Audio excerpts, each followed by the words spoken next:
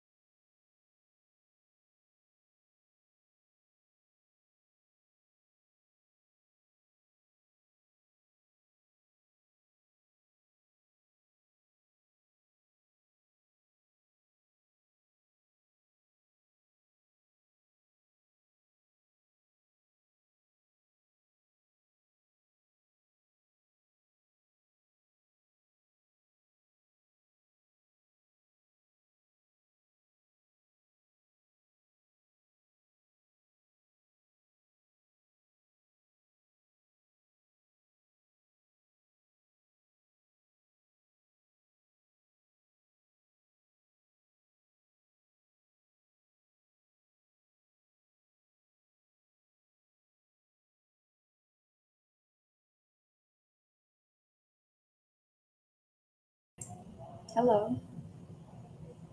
Oh, it's exactly 6 in the evening. I will wait until 6:05 before. Okay, I will wait until 6:05. Let's just give me 5 minutes. So we will start. At least, like, we have a couple of people here already. All right. Good evening. Good evening, guys. Hinahanap ko muna yung live ko just to see. So we have here, ma'am. Okay. I hope, Mama Maria, you can hear me now. And Mama Marshall. To the rest, you can comment down kung tagasan kayo, so that while we are waiting for the others, I can do a shout out. Okay? Hello, it's me again. And tomorrow will be the last day of my lecture, so still, I think if kung wala namang problema sa schedule, it will still be the same time. Mm-mm. So you can comment where are you from, or if you have questions to ask.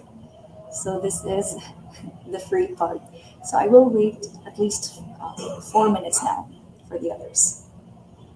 Okay, hello. And just my voice will be a bit lower because my boss just allowed me to have a class. So I'm really grateful. Okay, oh yeah, hello from Cebu City. Isang bahagi sa Cebu. Asa dapit sa Cebu? Ma'am Marshall. Which part of Cebu? Okay, we have more people coming inside our life. So, good evening. Natagasan ba kayo? Hello, good evening. Tagasan ba kayo?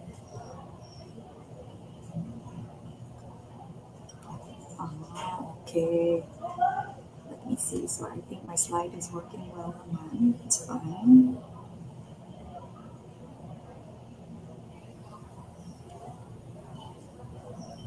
So, 2 minutes more. 3 minutes more. Mom Janet is from Batangas. Hello. So, Mom Timmy is from Negros Oriental. Oh, that's nice. Parian. Asa man nalapit ang Parian? I'm not very sure. We have. Who else do we have here? Okay.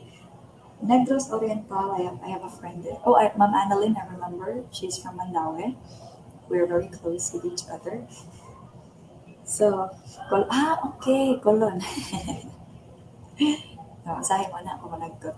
Yes, Negros Oriental. I have a friend there. So she was studying in Norso, ba yung pangalan nun, ng school. And now I think she is a public school teacher. Good for her. Hello, Ma'am Annabelle. Ma'am Silva. Sir Michael Gonzalez. We have Ma'am Leia from Quezon Province. Sir Raymond from Tacloban. Leia from Jensen. Gonzalez, yeah, from the Gupan pala si Sir Michael. Okay. So guys, 2 more minutes and then I will officially start, okay? So I'm really keen on the time. Honestly, ayokong pinapahintay. Like all of my friends, or everyone that I love really know that. So to me, walang Filipino time. If kung pinag-uusapan natin is 8 a.m., then we will meet at 8 a.m. So that's why. Okay, we have from Pangasinan. Okay, Jeremy. Sir Juan Pablo is from Quezon Province. Mom Jeanette is from Batangas. Criselda is from San Pablo, Laguna. Hello. Sabi ni Sir Jeremy, bakit green yung background? At nandito na naman tayo. Please, no more green. Actually, I've had so many lectures already with Sir Jerome. First one I had brown. Second background ko was purple. And now this was the only good background I can find sa Canva. So that's why. Okay, we have... Hey, Sir Dean Mark is here. Hello, Sir Dean. We have Jerry Leach from Zamboanga del Sur. Okay. Hello.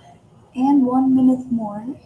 Okay, we have Mom Debbie from Lipa, Batangas. Mom Cheryl from Zamboanga, Sibugay. Mom Eileen from Ozames City. That's right. Okay, 1 minute more. And then magsisimula na ako. So, as for today, to those who did not enter yesterday's live, so I am Jenny Dapat, and yung main topic ko is English, okay? Yesterday, we talked about grammar. For today, we will have a bit of continuation sa grammar kasi nag-request sila to expand about conjunctions and ano pa ba, tenses. So, na-stress ako ng konti sa tenses, but no choice. Kasi gusto nila so ibibigay ko. Yesterday, we talked about verb, nouns, pronouns, adjectives, right? And yeah, some other tips on what to do when you're taking the exam. And I will continue today. So after ng continuation ko sa grammar, we will proceed with our original day 2 topic. That will be vocabulary and word analogy. Okay? And tomorrow, topic ko naman is reading comprehension and sentence arrangement. Yep. All right. So, let me see. Oh, thank you, Ma'am Marshall. Okay, we have from Oriental Mindoro, from Rizal. Sir Ryan is from Carmen, Cebu. That's nice. Okay, so I think, yeah, it's already time. I will start right away, okay? Yesterday as well, I also asked, how ready are you to take the exam? Because I heard it's March 26th, diba? And hopefully, a couple of days before March, you'll be able to at least reach 8 or 9%, 8 or 9 out of 10 readiness, okay? All right, so let's have it.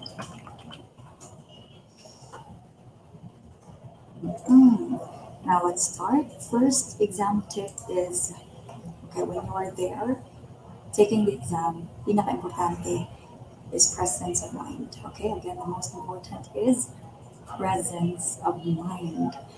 So, wag magpatalo sa emosyon, sa takot, or wag magpatalo sa mahihirap na tanong o sa pressure. So, to me, presence of mind. I look like I'm looking up the back, but there's my camera. So, presence of mind is very important. It's because you will not live the same day again. Diba? You will not live that same day again. Isang araw lang yan mangyayari. And you cannot live it back. You cannot take it back. So, while you are there, so gawin mo na lang, diba? Just presence of mind. So, yung iba umiiyak, I'm sure they've had traumas taking the exam. I've heard some na many kinds of exams na yung tinry, but they failed to do it. So, baka ma-trauma sila in taking the civil service. So, because, you've come a long way, that's why when you're there, presence of mind is very important, okay? All right. So, let's start. Okay, I'll be continuing with the conjunctions, okay? So, I've mentioned that there are 3 parts. That is coordinating, subordinating, and correlative. The one that I chose to talk about was coordinating kasi yan yung pinaka-common and also the easiest. So coordinating conjunction, they try to connect same level of phrases or clauses, okay? Now, ano yung keyword natin for coordinating conjunction is the fanboys, right? So here I have defined it. Bumalik yung slide ko, okay? So connects words, phrases that are of equal value. We have here the fanboys. So to expound a bit, Kasi maganda talaga yung may visual. Marami sa atin are visual learners, di ba? Like, kaya nga, some people, ini-enjoy nila na they're reading a book na merong pictures. They're listening to a lecture na merong slides. Because imagine if makikinig lang kayo, it's a bit odd, di ba? And that's for the same reason why I turn on my camera every time I have a lecture. I don't know, because kapag ako kasi nakikinig ng lecture, tapos hindi ko nakikita yung speaker, I would feel uncomfortable. So I don't want you to feel that way. That's why, okay? But nevertheless, some lecturers din kasi they are not very comfortable na pakita yung mukha nila. So depende lang yun. But as to me, so I would feel uncomfortable na hindi niyo ako makikita. Napaka people pleaser, diba? Anyway, so we have here the coordinating conjunctions. So ito yung fanboys and their definitions. Guys, you don't have to take notes or memorize everything, okay? Just listen to me and try to understand the concepts of what I'm talking about, okay? All right. So, kapag F, it means for. Synonymous siya sa salitang because, diba? So here, I did not reply last night for I fell asleep. So for can be used as a preposition. Yung I bought this for you, diba? But it can also be used as a conjunction. So yun, synonymous with the word before, because. Okay. Next we have and. This is very common. So yeah, just connecting two words, chicken and waffle. Next we have nor. So ibig sabihin none of the choices. I don't enjoy horror movies, nor do I watch any of them. So hindi ako nag-enjoy at hindi rin ako nanonood. Ganun. But it's not true for me. I'm a big fan of horror movies. We have but.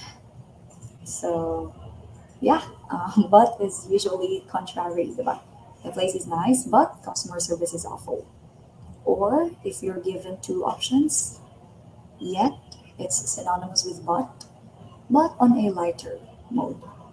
So here the weather is hot, yet a lot of people are still enjoying it. And finally, we have the word so. So I moved out from our house so I can learn to live alone, diba? So parang yung reason niya or yung result ng isang bagay. Okay, so that's it for coordinating conjunction. I'm just giving you a heads up kung anong anong ibang pinag-usapan namin kagabi. Now we will proceed with different subordinating conjunctions, okay? So here, kapag yung coordinating conjunction, same or equal phrases or words, yung kanyang dinudugtong, yung subordinating conjunction naman is different. So here, it's a word or phrase that links a dependent clause. If you say dependent, hindi siya nakakatayong mag-isa. So kapag wala siyang kasama, it's basically nothing. At tapos nililink siya sa an independent clause. So nakakatayong mag-isa. So yan yung purpose ng subordinating conjunction. So at this point, it's your turn. I have here sentences, incomplete sentences. You just comment what do you think is the right subordinating conjunction for this, okay? Alright, so we have here this one. I finally could take a break, blank a long day. Okay, what do you think Puba is the correct subordinating conjunction here? Okay, wow, thank you, Sir Arnie. Sabi ni Ma'am Maggie, nag-echo daw. Oh, sorry. So what about the others? You can use your own words, okay? Actually, there are a lot of correct answers to this. So again, tapos na tayo sa coordinating, tapos na tayo sa fanboys. We are now with subordinating naman. So it links an independent clause to a dependent clause. Okay, very well. So, yung ating independent clause dito or nakakatayong mag-isa is yung I finally could take a break. Diba? I finally could take a break. It's already understandable, diba? So it is linked with a dependent clause, which is a long day. So the correct answer is you're all right. Oh my gosh, you're so smart. Okay. I finally could take a break after a long day. So after dito, that is our subordinating conjunction. That's how it works, okay? So yung kaibahan niya lang sa coordinating is yung coordinating same level ng phrases or clauses yung kinoconnect niya. Okay? Alright, now let me see. Everyone got their answer. That's very sweet. Next one. Blank, it was raining hard. I ran home. So, umuulan, pero, well, umuwi pa rin siya. What do you think? There's no specific or correct answer to this, okay? There are a lot of words that can be used with this missing, ano. Oh, diba? Ay, ang tatalino mo, oy. Yeah, diba? So you have really good answers. I love that.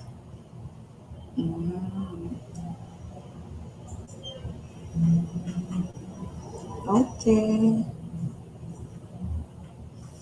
I thought. I thought is not a subordinating conjunction, okay? Again, if you say conjunction, the words we use to connect phrases and clauses. Okay, so tama naman since it was raining, because it was raining, kaya siya tumakbo, diba? It's possible. Ano pa yun? While it was raining, habang umuulan, that's really smart. Even though it was raining. Okay. Yung sinulat ko dito is also another word, but it's really close. I hope someone can get it. But most of the answers naman are right. Okay, what about the others? Go. While it was raining. Yes, it's correct since it was raining, diba? Okay, so yung sinulat ko is actually although, but your answers, some of your answers are still acceptable, okay? While, since, because, even though, so it's still applicable. Although it was raining, I ran home. So, hindi siya na masilong, di ba? May sumagot ng if. If po, that is used for conditionals. So, ginagamit yung conditionals. Ibang mundo na rin yun. So, sobrang dami ng conditionals. We have the zero conditional, first conditional, and so on. Ibang mundo rin po yun when we use if. Kasi may condition, di ba? So, I will go out with you if you give me free food. Di ba? Mayroon hindi ako kita. So that's it. But anyway, it's another world. Now let's continue. So yes, all your answers are applicable. That's a really good job. Next one. I'll lend you the book, blank. You promise to give it back to me next week. Okay, so pahihiramin kita, blank. You promise to give me, give me it back. Sorry, give it back to me next week. Sorry. Anong nangyayari sa aking sentence? That's why it's strange.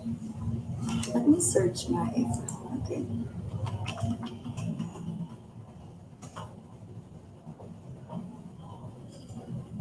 Oh, okay.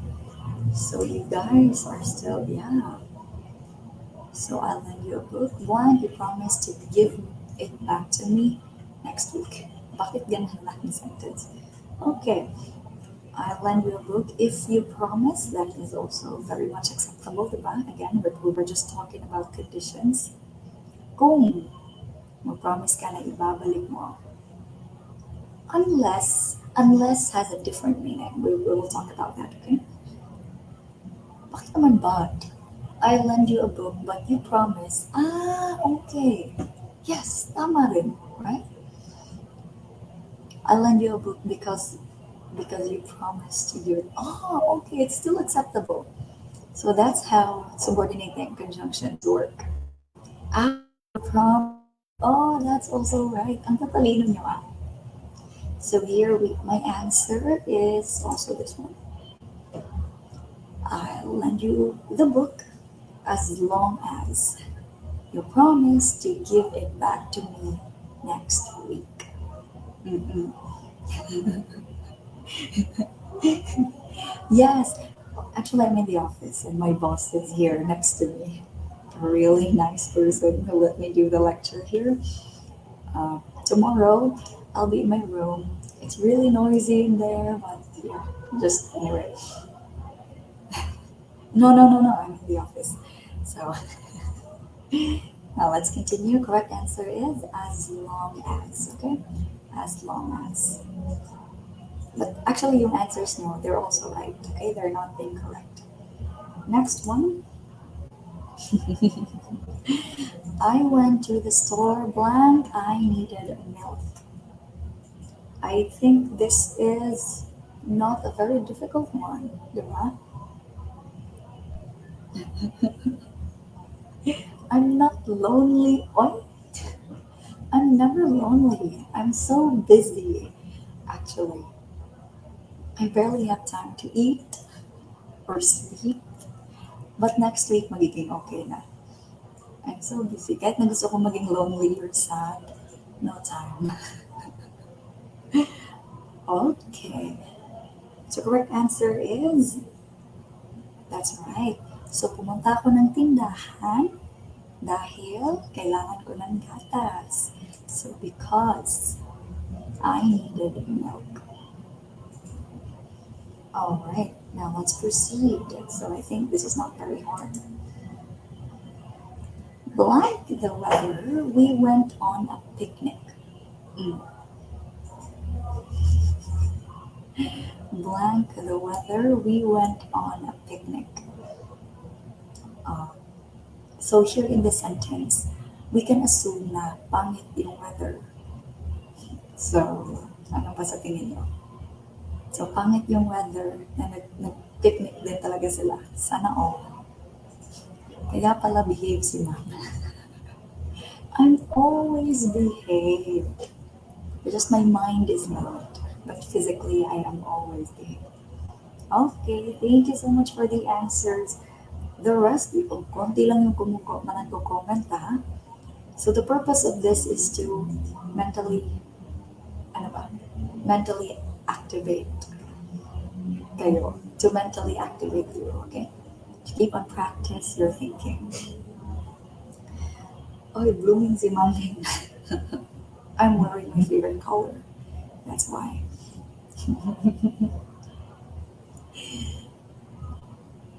Nakipag-date ka kagabi. No. So my boyfriend is also working. That's why. No date. Okay. Now, so the correct answer is you are all correct. So when do we use despite? Despite the weather, it's kahit na. Right? Kahit na makulimlim, they still went on a date. Okay, despite. So despite is there might be a problem, but you still kept going. So for example, I would say, despite that I am working, I am still despite that I am working, I still try to take the civil service exam. Despite not having enough time to study, I still continued blah blah blah blah blah. So that's why. Okay? Nakikita na kami. Uy, ay napaka, ano nyo ah. Marites. Okay. So she is working now, blank, she is sick. What is the correct subordinating conjunction here? Wala pong despite na word. Oh, really? Mali ba yung spelling ko? Let me see. Now, I also received a question. When to use in spite and despite. Now, this is shared to me by my college teacher. But I don't apply it very much kasi basically same lang naman sila. We use despite kapag negative. Okay? Okay, let me look for example sentences. So, yeah, basically there's no yung tinuro kasi sa amin is, despite is for negative. So for example, ano ba? Despite of, nakalimutan ko talaga. Like, I really learned this one, but I don't apply it a lot. Kasi nung sinearch ko, I didn't find basis naman. So basically, yeah, they both mean regardless. So kapag despite, pangit yung resulta. Alright? So for example, ano ba? So she failed her exam despite of studying hard. So it's negative. In spite naman is if it's positive. So you will say, she passed her exam in spite that she is or she did not study. Yeah, or I think it's vice versa. Basta it's about the mode of the sentence, kung positive ba siya or negative. So yan daw yung kaibahan ng despite and in spite. However, when I searched it in college, wala naman ako nakita ng basis. So I did not really apply that one. And I don't use in spite and despite very often. Okay. Okay. Very well. So correct answer dito is, okay, even if or even though is correct. So nagtatrabaho siya even though she is sick. Right? Next one. Okay, here. Blunt, I'm mistaken. She was back at work yesterday. What do you think is the correct?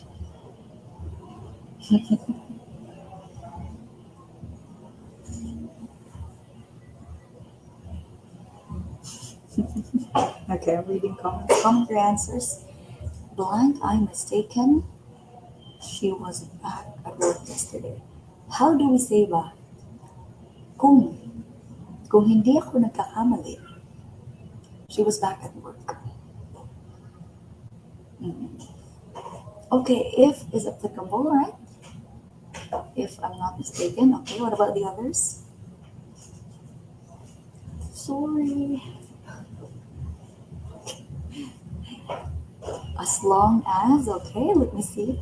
But actually, if is a bit applicable.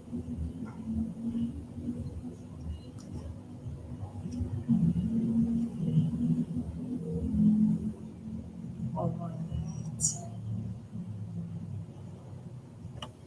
So, kung hindi ako nagkakamali, actually, hindi naman kung hindi ako nagkakamali. But, this, okay, I'll just reveal the answer. But if is also acceptable, okay? So you say, unless I am mistaken. Tama nga. Kung hindi ako nagkakamali, she was back at work yesterday. Diba? Kung hindi ghost yung nakita ko, she was back at work yesterday.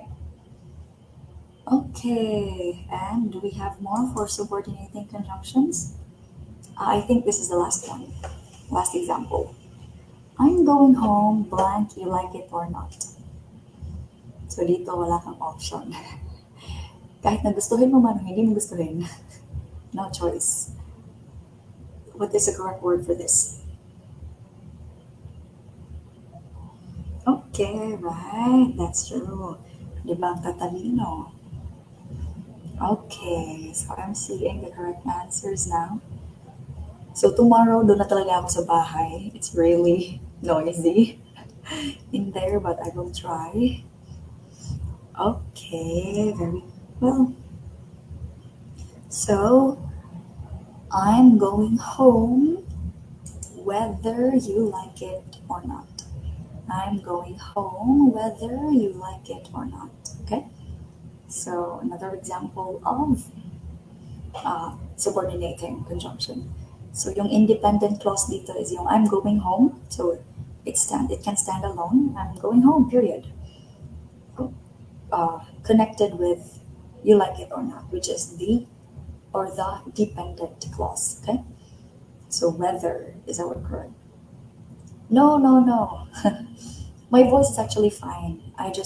My boss is still working. And actually, he's not a Filipino. He is Iranian. Sobrang nakakatakot siya. And I'm so scared to be noisy. Kasi graphic artist siya. If you're a designer, dapat focus, walang maingay. But andito ako, nag-iingay. So I'm trying to be very respectful around him. Okay. Anyway, let's proceed. So, again, I'm going home either you like it or not. Yeah, it's also structurally it's also fine, diba? But mas appropriate yung weather, okay? So either is still applicable. Nice question. So again, we have three: coordinating the fan voice, subordinating connects dependent and independent clauses.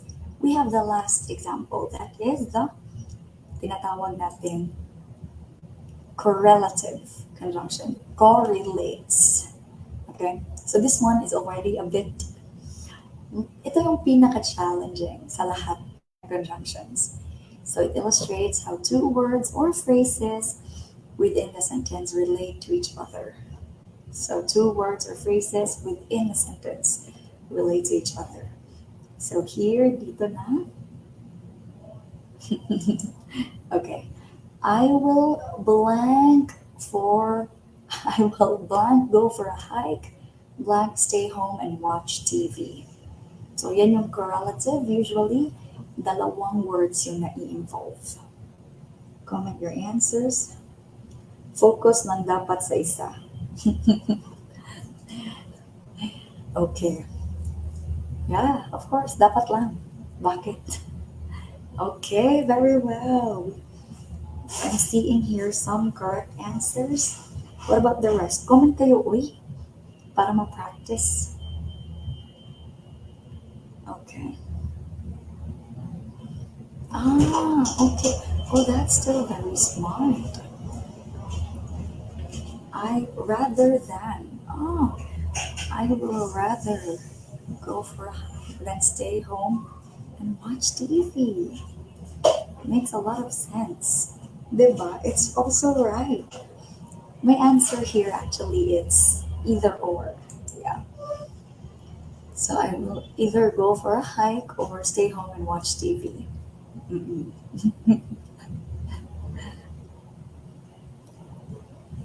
Okay. Nakakapagod daw kapag marami ang iyong focus. Yeah, that's true. There's this very important principle that says if you chase two rabbits, both will escape. Diba? Napaka-deep niya. If you chase two rabbits, both will escape. Kasi wala kang focus. To me, I do multitasking sa trabaho, pero it's okay kasi sanay na ako because it's work. But when you talk about relationships or your goals, usually, ibig sabihin yung goal mo, it's not clear kasi marami kang fina-focus, di ba? Okay. So correct answer is, okay, rather than is also right. Either or is also right. Now let's try this one. The boy asked blank a foolish question, blank everybody laughed at him. So, which is the correct answer? Focus lang sa goal. Kagaya ngayon mga nakafocus lang sa'yo. But you can eat while listening. Okay lang din naman. So comment your answers. Oh, this is a bit challenging now, but I don't know. The boy asked me a foolish question and everybody laughed. Okay. But again, remember, yung conjunction, walang pronoun, walang noun, walang verb. Okay? Kanina may sumagot. So me and it's not. It's not or. Conjunction is a different. The boy asked for a foolish question. Then everybody, okay, that's fine. Hindi pa pala naluto yung dinner. As to me, I just bought outside. Okay, very well. So someone closely got to the correct answer. Okay. That's right. So, yung group natin is this one. The boy asked such a foolish question that everybody laughed at him. The boy asked such a foolish question that everybody laughed at him.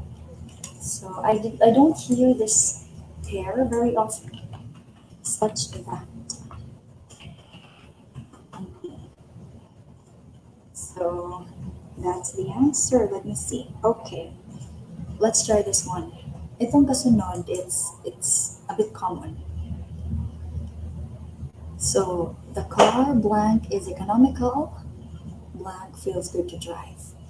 So dalawang magagandang qualities, economical at saka good to drive. Which is your answer?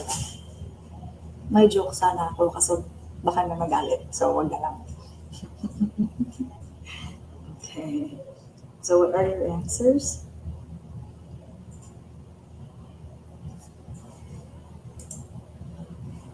Mhm.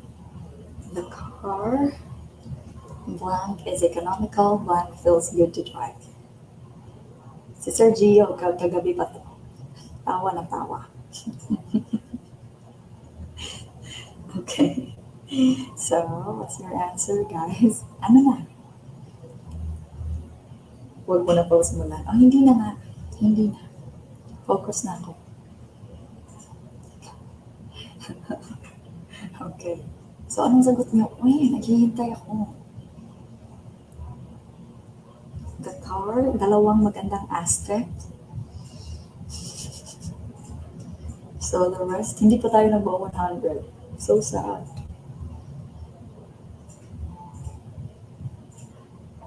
Okay, it's a bit challenging, no?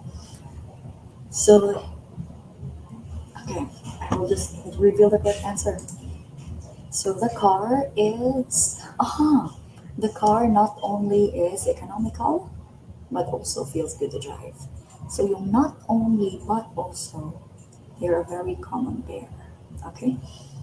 So, for example, you'll say, yeah, my sister is not only beautiful, but she is also smart. Diba? So, may magagandang qualities. You know, doble yung quality na pinag-usapan. Okay din naman kapag pangit na quality. So, yeah.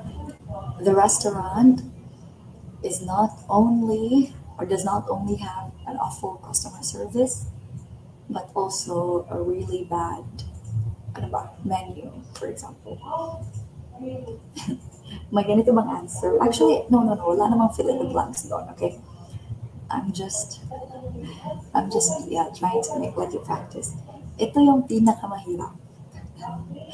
They blank arrived, blank they were arguing. So I'll just reveal the answer. So they had no sooner arrived than they were arguing. So, yeah, mas nauna pa yung argument than them arriving, right? Okay, very well. That was not period, I think. After, ano ba? Hindi pa to period, it's the blank. It's the extension, underline yan sa letter Y, okay? Na-stop lang ng content because of its tail. Okay, so now, anyway, we have that one. So they had no sooner arrived than they were arguing. So that's it about coordinating conjunction, fanboys. Subordinating conjunction, it connects independent and dependent clauses. And of course, we have the correlative conjunction, okay? Now, let's proceed. Ito na yung tinanong niyo kagabi. And I will give it to you. Actually, I'm very reluctant to include this on my lectures kasi nagiging masyadong complicated siya and also really confusing because it can apply in different areas. But anyway, let's just try. Okay? Una sa lahat, simple tense, di ba? Nagsisimula naman talaga sa simple. Right? Okay. I'm not sure. Siguro yung mga relationship nyo, simula pa lang complicated na. But yung tenses, we will just start to learn simple. Okay? Yes po, Bisaya ko. Anyway, if you say simple tense, it refers to yung normal lang. Okay? Past, present, future, yun lang. Now, I use the word help here in my example. Isang verb lang yung ginamit ko so that we are able to compare lahat ng tenses, okay? So here, let's start. Comment your answers. Again, the verb is help. And this is past tense. I blank my neighbor yesterday. What is the correct answer? Comment it down.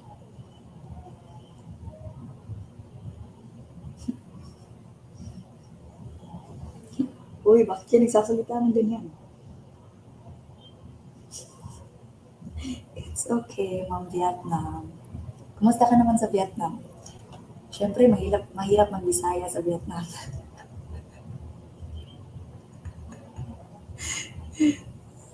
Bakit? Okay. So, diba? Yung simple tense, sobrang basic lang. You're right. So, yung help, that is a regular verb, diba? You just add ed. Hindi naman nagbabago ang kanyang spelling. I helped my neighbor yesterday. Okay, it's just helped, right? That's the simple past tense. So next one, let's proceed sa alin na yun? Okay, present tense. Which is the correct answer? So I blank my neighbor every day. So present tense pa. Ay ko, sobrang talino ng mga tao. Okay. Dami kasi iniisip mo, ma'am. Sino ba yun? And that's true. Marami talaga akong iniisip. Minsan gusto kong kausapin yung utak ko lang. Like, just shut up. You're so noisy. My mind is so noisy. I don't know why. Okay, so present tense. I help my neighbor every day. Guys, grammar technique. Kapag nangyayari siya araw-araw, it's in present tense, okay? If it's a daily routine, you always use present tense. Another thing, if it's a fact, you always use the present tense, okay? So for example, kapag sabihin natin, the sky is blue, di ba? Like, araw-araw, blue naman talaga yung sky, di ba? Alam mo, sabihin mo, the sky was blue. Bakit ano na bukas pink? It's still blue. So anything factual, I am a girl. I cannot say I was a girl or I will be a girl. Palagi ang present tense kapag factual, okay? So I help my neighbor every day. So present tense, just help. So nag-iisa lang ito, pero bakit hindi helps? It's because it is the first person. So yung first person tsaka second person, I and you, iba yung rule lang. Ma'am, pag continuous po ba magana? O mamaya na tayo sa continuous at progressive. Nasa simple pa lang tayo, okay? Itong mga tao talaga naghahanap ng problema. Bahala ka, Jeff. Okay, we will get there. Okay, hina-hinay lang. Huwag magalala. So, now let's have the future. I blank my neighbor tomorrow.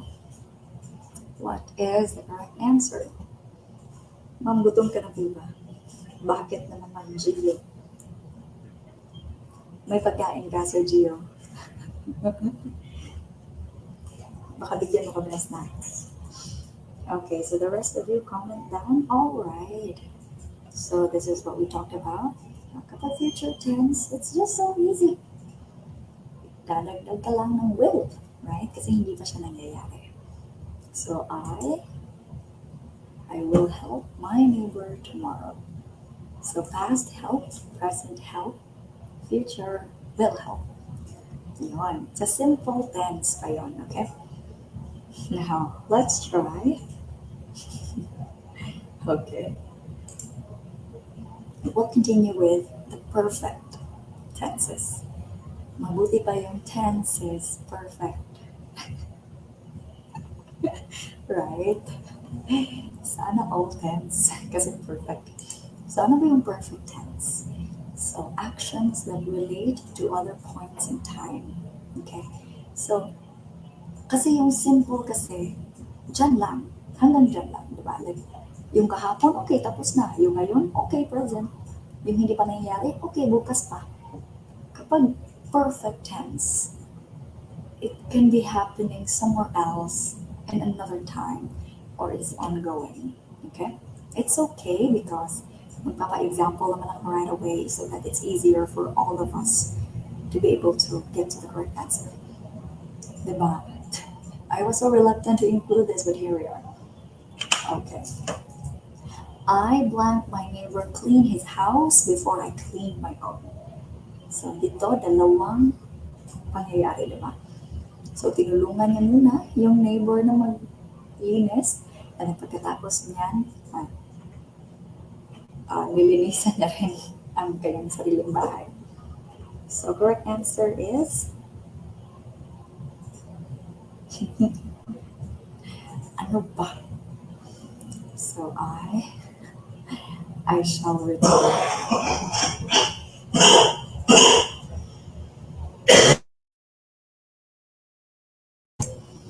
Okay. So, remember ano ba? Kapag perfect tenses, dyan tayo dadagdag ng, ano ba? Has, have, and had. Okay? Yan talaga. Hindi masyadong maganda kanyang pakiramdam. So, I'm also magtatagalog naman ako. Kasi hindi siya nakakaintindi. Really, sobrang bait niyang tao. It's just, I don't want to bother him. Okay, so again, if it's a perfect tense, we use had, have, and has. Okay? Correct answer is, alright. There you go. So it's I had helped. I had helped my neighbor clean his house before I cleaned my own. So it's connected to another action in the past na bago ako naglinis, tinulungan ko muna siya maglinis, tapos nilinisan ko na rin yung bahay ko. Okay? Now let's proceed to present perfect. I blanked my neighbor a lot for this entire week. So it's connected, nagsisimula na at currently nangyayari pa. Now, what is the correct word to use? Hindi naman. Actually, hindi ako nataro. Sobrang brilliant niya nataro. Okay. So, present perfect. Alright, someone got the answer.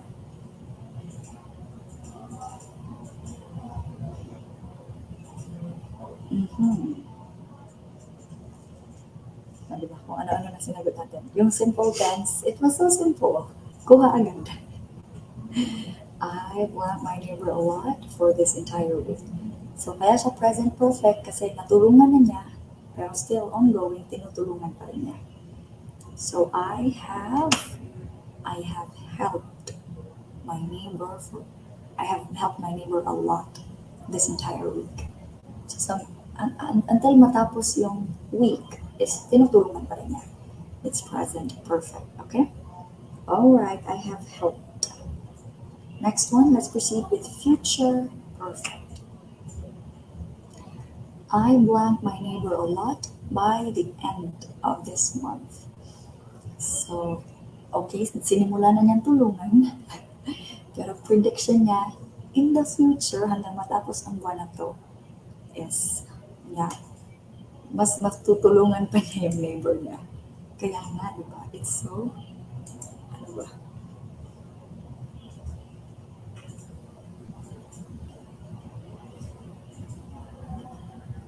Okay, let's see. So comment your answers.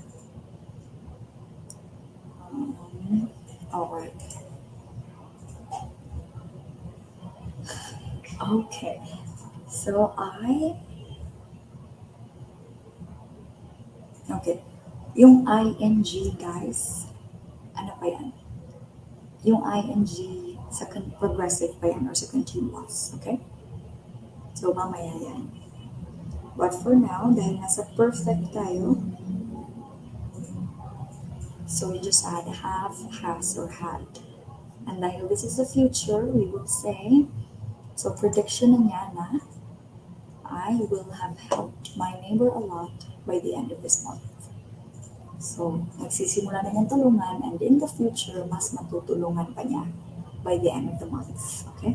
So again, that's how perfect tenses work. You don't have to take notes, you don't have to memorize. Okay? Yung importante kasi is that you're able to communicate well. So, yeah, that's it. I will have helped. Diba? Again, perfect tenses, yung ginagawa mo, it's either it's connected in another time or another action. So that's why this is. So past perfect tense, it's just had helped. Okay. Present, have helped. Future, will have helped. At lalo yang hahaba. But we will continue. So we will move on with progressive. So dito na yung lagi niyong sinasagot na ing. Okay? So progressive tenses. Mga babae lang daw nakatama doon. Depende. Scientifically kasi, yung mga babae, mas magaling sila sa language. Mga lalaki naman, mas magaling sa logical reasoning or mathematics. Right? Yung crush ko in college, magaling siya sa lahat. So he's a writer. He is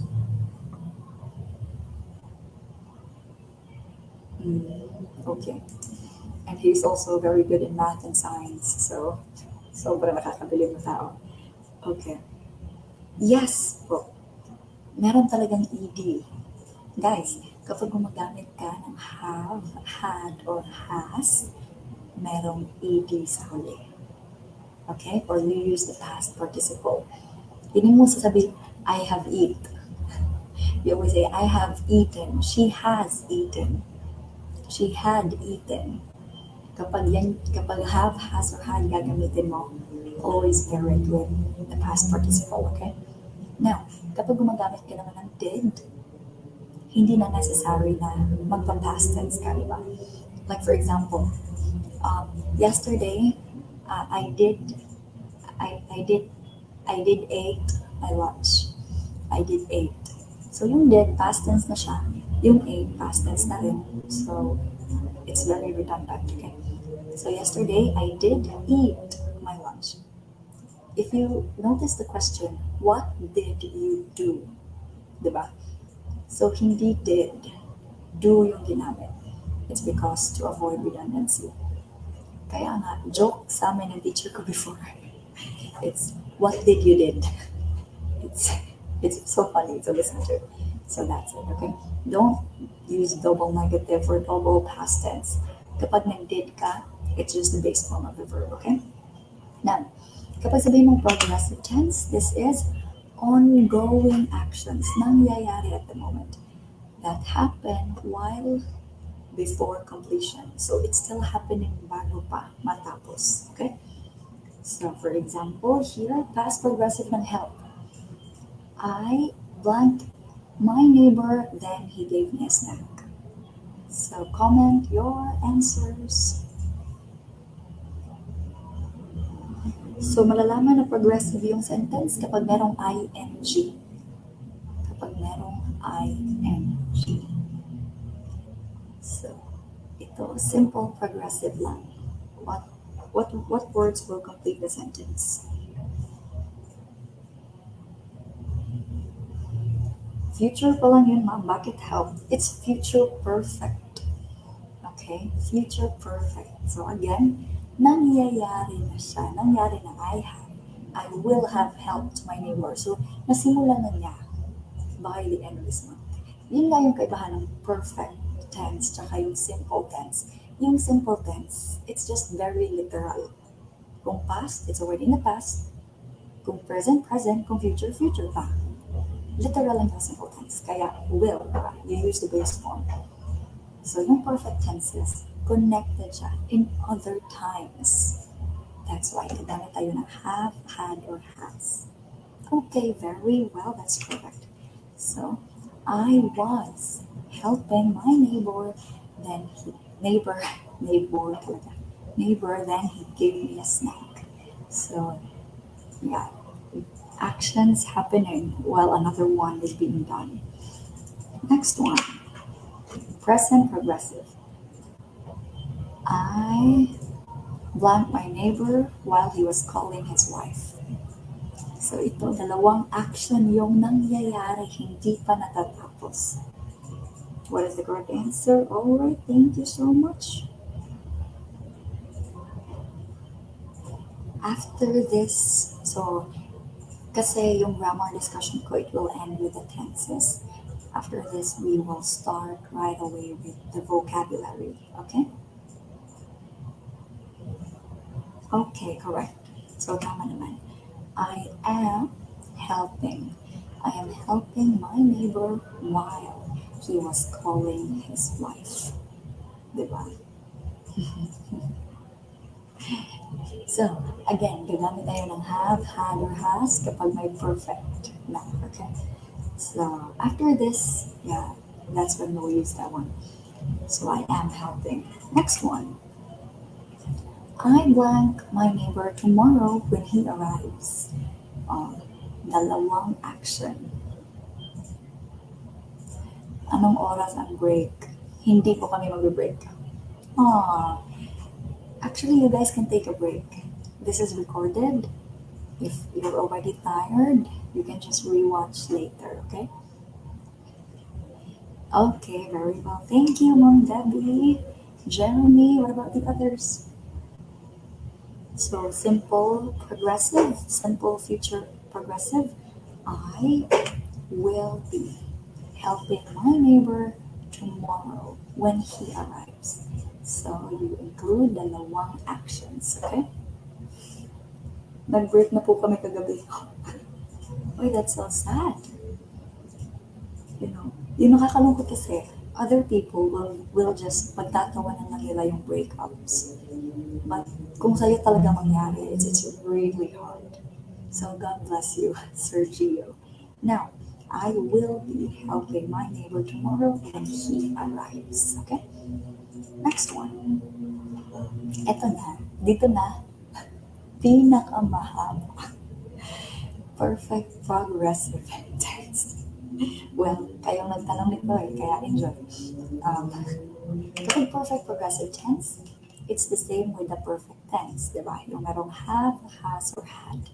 Yung kaibahan lang, dito, gumagamit na tayo ng ing. Okay? So it describes ongoing actions that happen over a period of time. Okay. So let's try. I blanked my neighbor for a couple of months before he thanked me. So dalawang actions yung nangyayari, di ba? So tinulungan niya and then nagpasalamat siya. But that was in the past. So yeah, past perfect progressive. How will you complete the sentence? Matulungin si neighbor. I know. It's kasi kapag iba-iba kasi yung structure na gagamitin ko, we will not be able to identify yung kaibahan, yung difference. So, it's good to see na we progressed from simple, perfect, progressive to perfect progressive. Okay? So again, progressive na ito, merong ing at perfect din siya. So meron din had, have, or has. Now, what do you think? Ano yung mga comments? Gio, pag ikaw daw makapasa, huwag ka nang bumalik sa kanya. So, bye, Sir Mer. Okay, so what is the correct answer? Okay, I think I can go back to my original voice now. He's not working. I think he's angry. Oh my gosh, I feel so bad. Anyway, So correct answer is, yeah, my boss is Iranian. So, yung English niya is hindi masyadong maganda. And palagi siyang naiinis sa akin. I feel like I'm very annoying. And he's a really brilliant and good man. That's why. Anyway, correct answer is, oh, guys, this is still the past. Kapag past pa, gagamit pa tayo ng have. Ooh, finally, I can use this. So kapag past pa, gagamit, wag na lang kaya matulungan yung neighbor. Okay. If it's the past, we use had, okay? I had been helping my neighbor for a couple of months before he thanked me. So perfect, we use had, progressive, merong ing, okay? I had been helping my neighbor for a couple of months before he thanked me. Okay, I think for the present, you try answering correctly. Present, perfect, progressive. I blanked my neighbor since he moved close to us. So this is present tense kasi simula pa nung lumipat siya, it's still continuously happening. So that's the present. Again, perfect. So merong have, had, or has. Progressive, merong ing. All right. So some of you got the right answer. That's good. Naman ako ng tubig. Finally, I can use my right voice. So comment your answers, guys.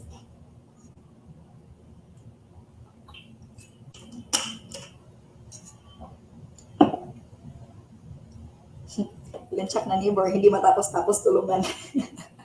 Okay, so now you finally got the correct answer. So I have been helping my neighbor since he moved close to us. I have been. Now, ito yung pinakamahaba, but it's the last one as well. Future perfect progressive.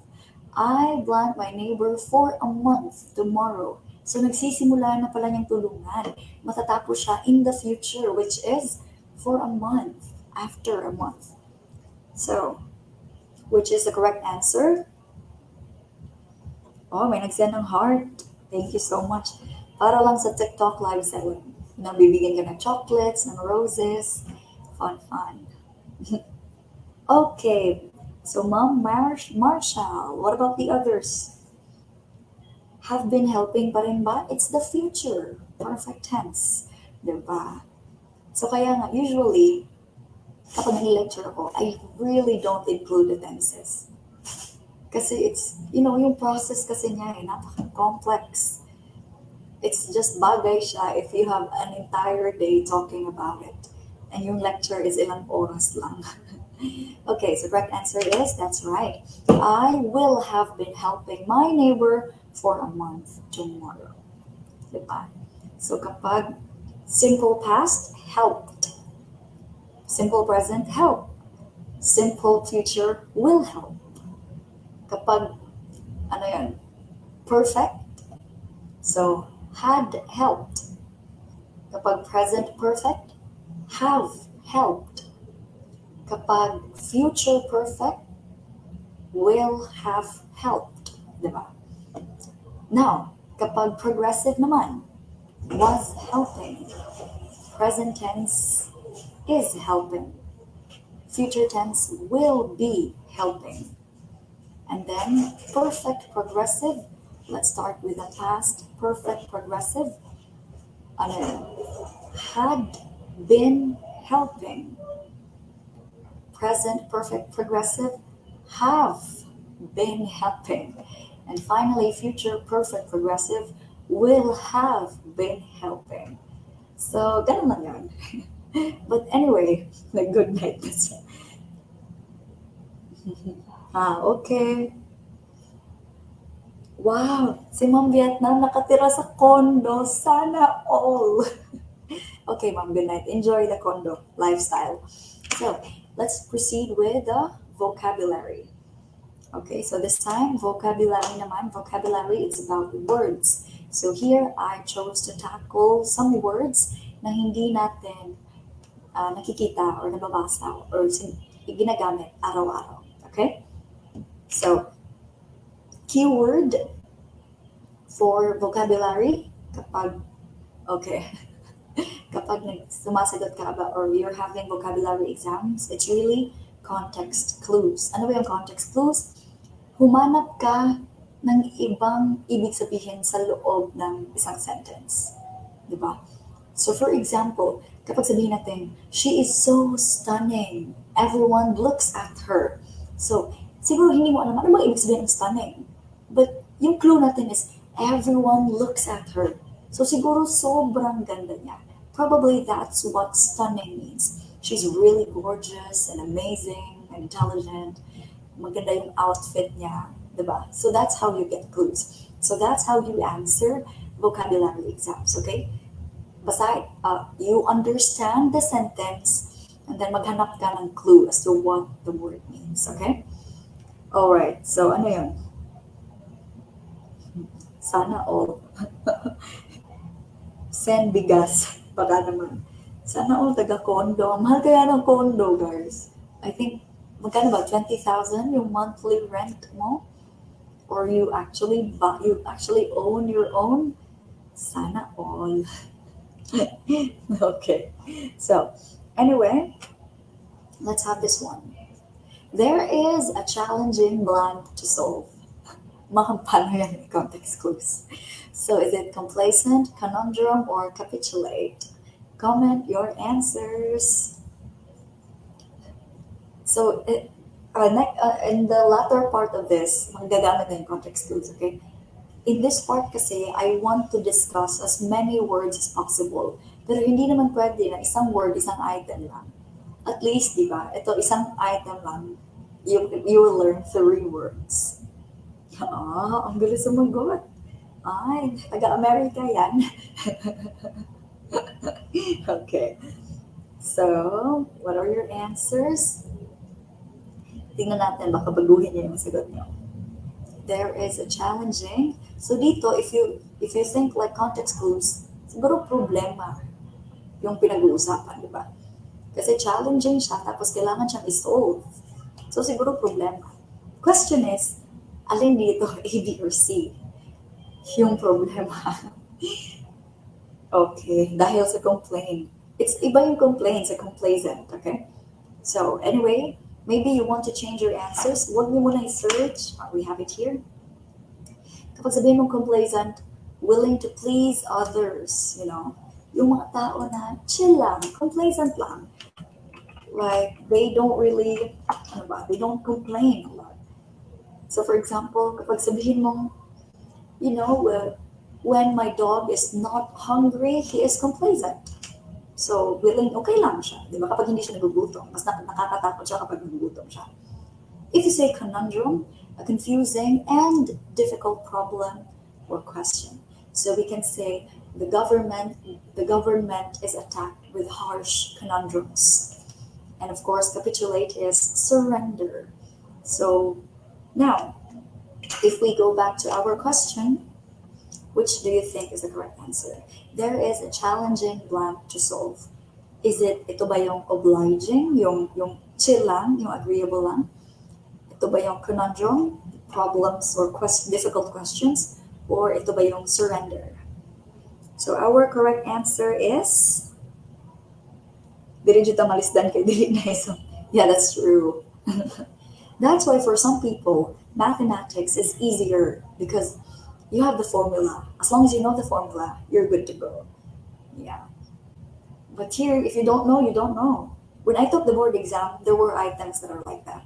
Na kahit na putulin pa yung leeg ko, I really don't know the answer.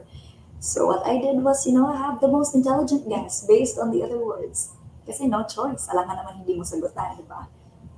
It's really bad to skip an item while you're taking an exam. Kahit na sa tingin mo mali, sagutan mo pa rin. So ano yun?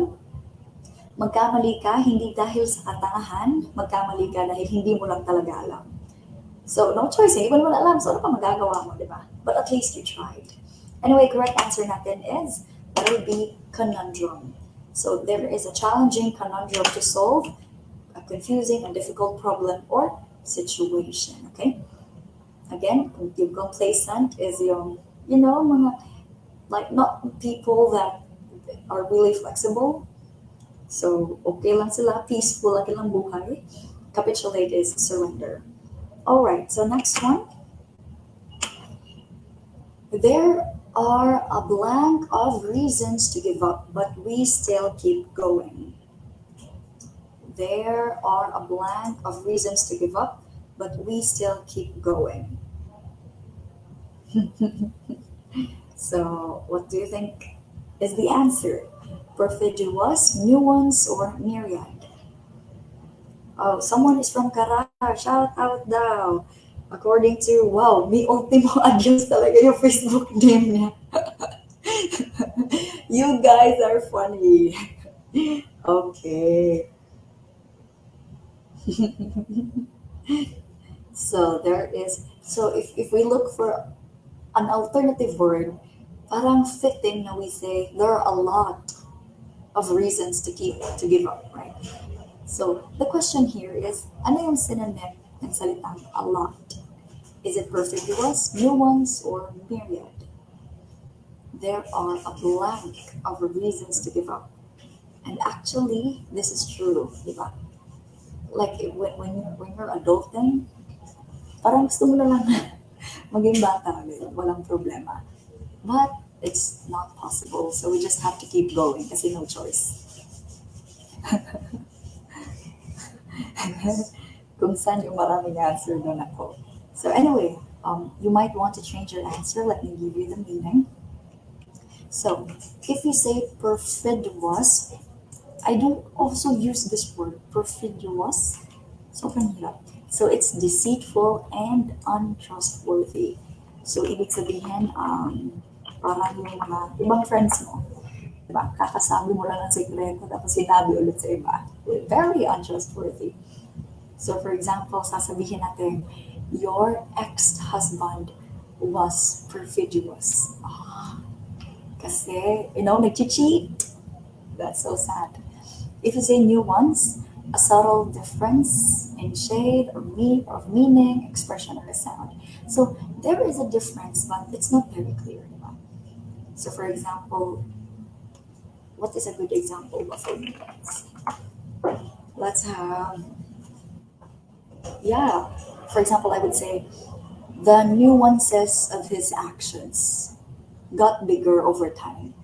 So, pakonti-konti lang yung change ng actions niya until over time, he like totally changed. And of course, kapag myriad naman, it means sobrang dami. Sobrang dami. So, extremely great number. Like when I went to the concert, there was a myriad of people.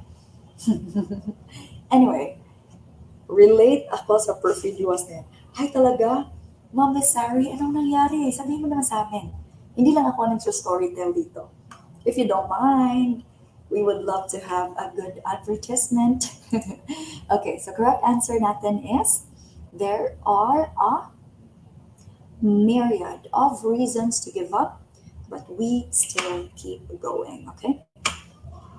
So there are a myriad of reasons to give up, but we still keep going. So ibig sabihin, kahit na sobrang dami, we still keep going. Good ko, bahala na.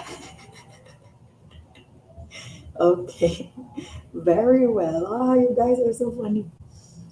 Alright, so anyway, let's proceed. Again, myriad is the answer, okay? Andito na si Ma'am Ivy. When daw ako nagsimula? Ma'am, my lecture starts at 6. Okay, tomorrow as well. Because tomorrow, I have a class every Saturday until 7:30. But I'll just try to fix with it, okay? So anyway, myriad, it's letter C. Let's proceed. Scammers often target those who are most blank. Is it flamboyant, pliable, or credulous? So dito yung hinahanap natin is, yes, Sir Ryan Rafael, we can see your comment.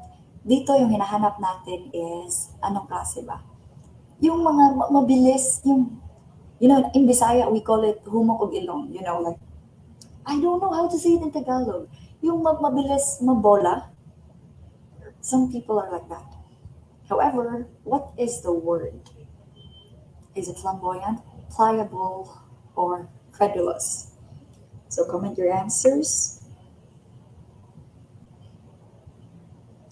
before the exam, how to study smart. So yeah, how to study smart, how to answer smart, really keywords, okay? You have to fully understand what is being asked. You have to give them what is being asked. Okay. Oto-oto in Tagalog. Yeah, that's right. Thank you so much. Homo kag ilong, ma'am. It depends. It depends. It depends. Yeah. Because we all have soft spots. Kahit na gano'n ka-tough ng isang tao, we all have soft spots. So it depends. Madaling mabola. That's right. So what is that term in English? So you might change your answer. It's okay.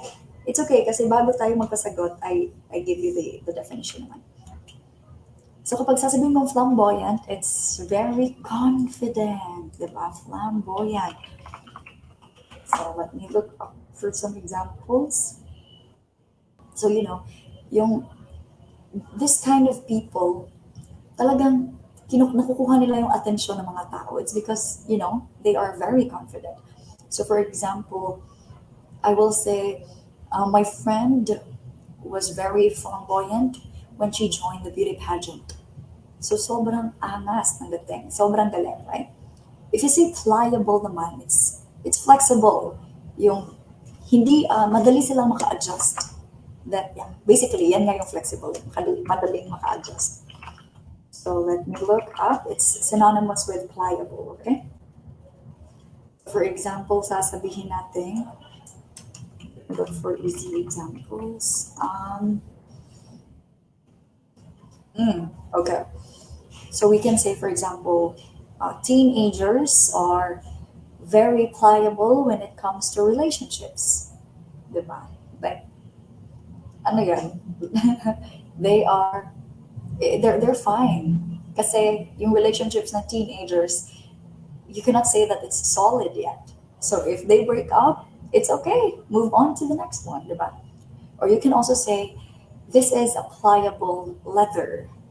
So it doesn't break easily. You can use it anywhere. And of course, credulous, ito na yung gullible.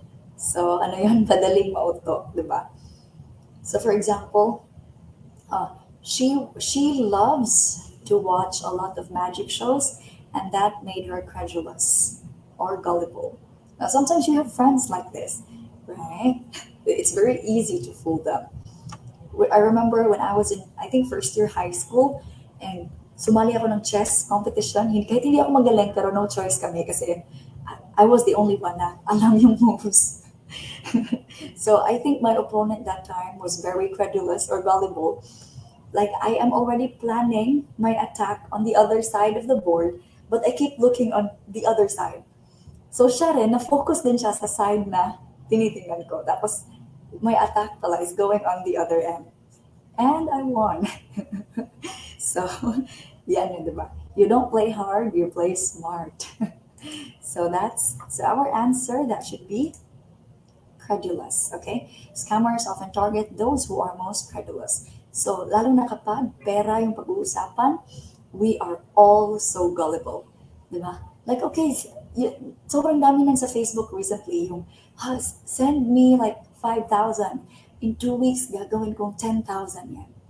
Like, wow, sige, mag-send tayo kasi in 2 weeks magiging 10,000. Diba? Like, we have to admit that, especially in terms of money, we are so gullible. But yung sabi, yes, easily persuaded to believe something. But if you talk about money tips, always sabi ng mga financial experts, if something is very easy, hindi yan totoo. Okay? When you talk about money, kapag sobrang dali, sobrang bilis, sobrang laki ng return para sa'yo, it's a scam. So, lahat ng tao pinaghihirapan okay, na magkapera. So, it's not easy. That's why. Alright, so it's credulous. That's the answer. Next, I think you can answer this one. He sent the most bland note before he disappeared. Is it subtle, cryptic, or innocuous? Innocuous. Comment your answers.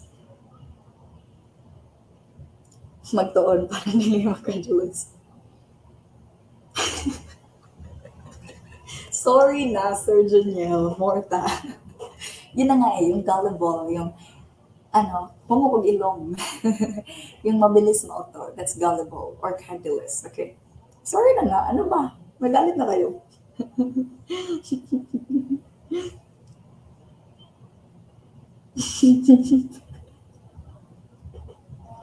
Okay, so comment your answers.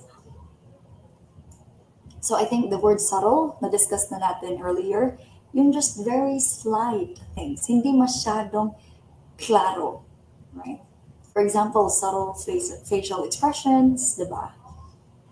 So yeah, it's not very showy. Now, ano naman yung cryptic? So mysterious, From the word, I forgot the word. So cryptic comes from the word, pero cryptic nga eh. Cryptic root word. I think this is probably the root word, but I know this before. Okay, it is actually the root word. So it's from a Latin word that means hidden pala, or mysterious. And of course, innocuous, harmless, and inoffensive, okay? So for example, if you're telling a joke, it should just be innocuous. So yung hindi naman nakakasakit, di ba? Kasi yung ibang tao, yung jokes nila, it's sobra naman, right? That, yeah, talagang plastic na lang yung pagtawa natin, but deep down, we were offended. Okay, so innocuous, your jokes should be just innocuous, harmless, and inoffensive. So I think we all get the correct answer. Talaga ba? Yung sentence he left the most blank note bago siya nawala. So a low-key note, a mysterious note, or a harmless, inoffensive note? I think we can eliminate letter C. Kasi nawala siya. That's a bit creepy to me. Teka lang, ang lamig. So that's already a bit creepy to me. That's why. So correct answer natin is I want a subtle relationship. Okay, it's cryptic. Right. So he left or he sent the most cryptic note before he disappeared. So sa Facebook guys, kilala niyo si Mr. Ballen? Talagang binobroadcast ko si Mr. Ballen. Sobrang ganda niyang storyteller.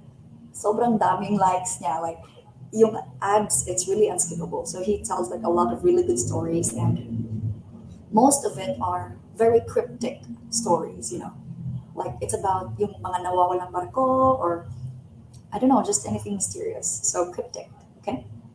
Now, let's have the next one. It's not physically healthy to have a blank lifestyle. Is it sedentary, extravagant? How do you read this? Is it extravagant or extravagant? Or letter C, lucrative. Comment your answers. What do you think? Eh, mga healthy naman kayo eh. So, siguro alam nyo. Let me see. Extravagant. Okay. Nasobrahan pala ang aking pronunciation. What is, okay, some are answering. Okay, lucrative. What about the others?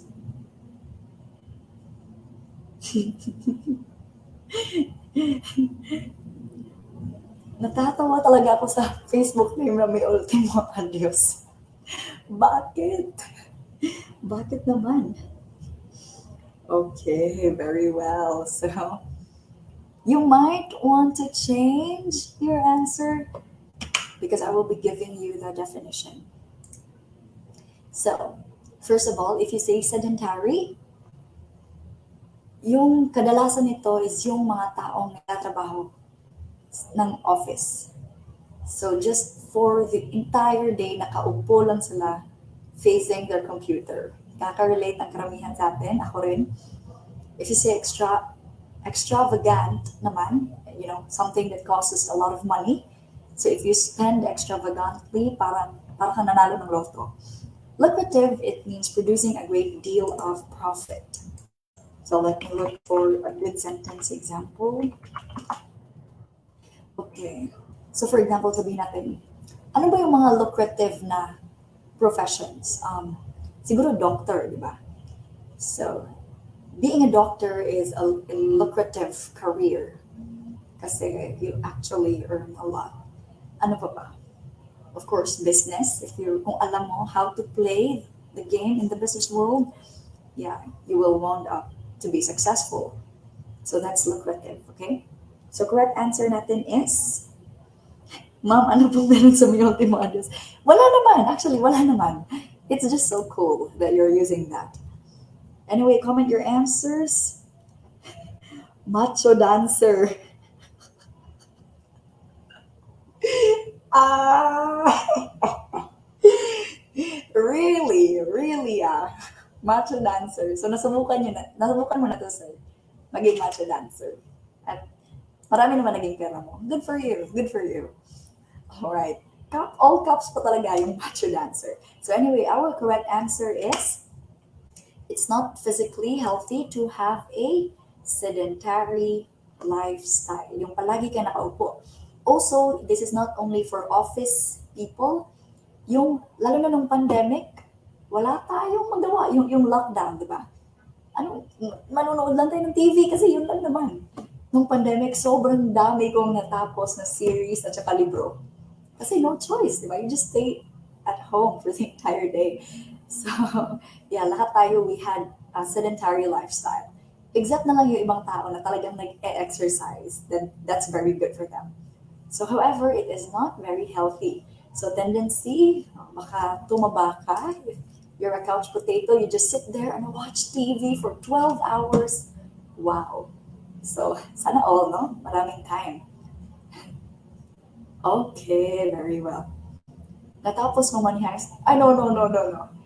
That time, I think natapos ko Queen's Gambit. Last year, I finished How I Met Your Mother. This year, I finished The Big Bang Theory. I also really enjoyed the Jeffrey Dahmer series. That was really nice. Anyway, correct answer is sedentary. Now, let's proceed. Happiness is blank when you chase it. Is it elusive, relinquish, or resilient? Comment your answers. So yung Money Heist kasi at that time, it was very hype. Talagang sobrang daming nanonood. I don't like that.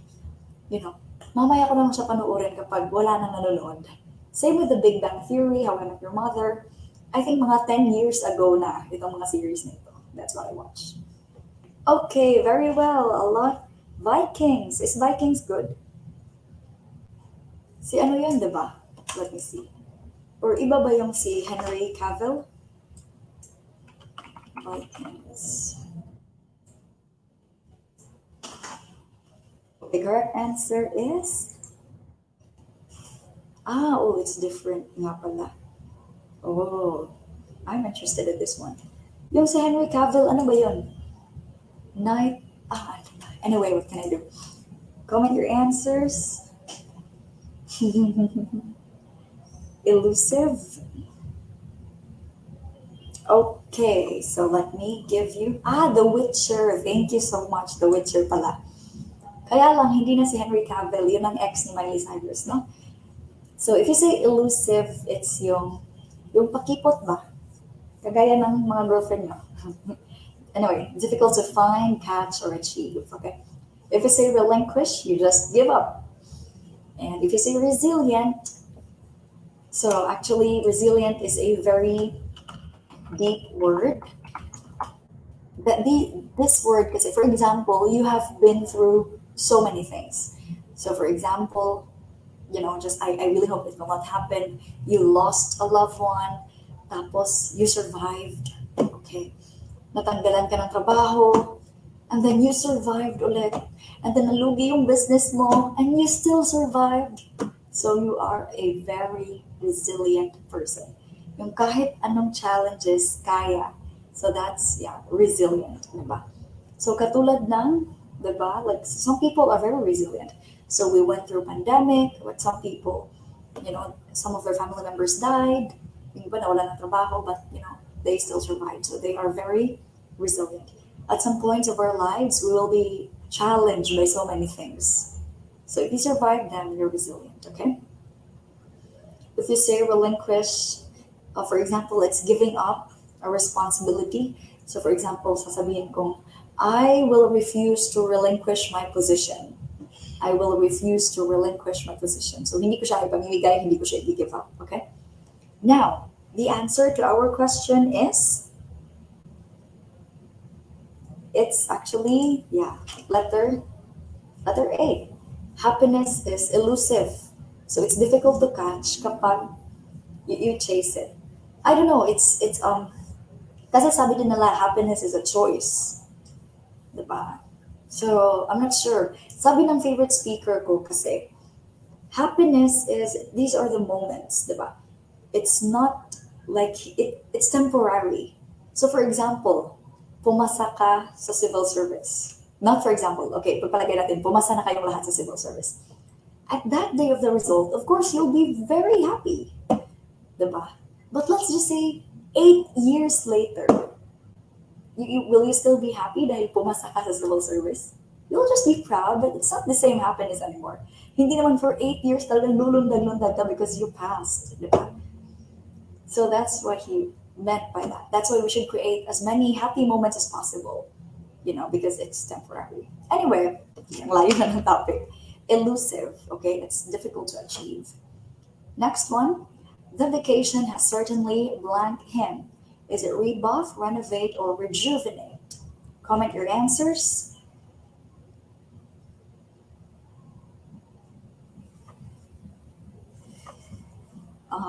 Kaya pala yung song na Elusive Dream. Kung saan-saan siya nagpunta para makuha ang kanyang pangarap. Yes. I think it's even the same with relationships. Like if you look so much to find a lover, it will be very elusive. So very common advice is you focus on yourself, you better yourself, you improve yourself. So when you're happy on your own, other people will want to be happy with you. Kasi if you keep on depending, oh my gosh, Lord, nasa ng aking man para sa akin, di ba? You don't even know what to do with yourself, di ba? What are you gonna do with another person? There. So if you look for someone, di ba daw panggamit sa mukha yung rejuvenate? You are so cute.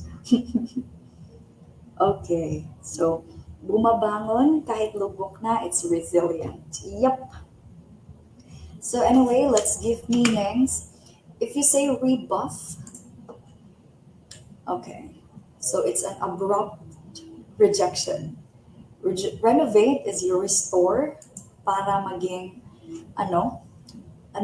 so that it will be better, para ma-improve ang kanyang quality. If you say rejuvenate, you make things younger. So you rejuvenate your skin. Hindi ibig sabihin ng pampaputi. Okay. It will help you look young again. Alright, so which do you think? Ano na, final na yung answer nyo? Baka hindi nyo sinagot yung rejuvenate kasi parang sabon. Okay. So for example, sa rebuff is, I had a proposal at work and it was rebuffed for no reason. Okay. So restoring, usually kapag materials or kapag lugar, you restore it. But here in the sentence, nagbakasyon siya, di ba? So, siguro after the vacation, pagbalik niya sa office, naging bata na siya tingnan. So that vacation has certainly rejuvenated him. Correct answer is letter C. Okay. Revive energy. Kojic. Really? A, Mobile Legends. Oh, really? There is that word. Sorry na. I played Mobile Legends before. Na-curious lang ako, bakit ang daming gusto. At sinabihan akong pabigat. Ano ba yun? Like, there are so many trash talks. Tapos wala na ako nagagawang trabaho, so I uninstalled it eventually. Anyway, next one. I am excited upon your blank arrival. Is it eminent na may letter I, eminent na may letter E, or pertinent? Comment your answers.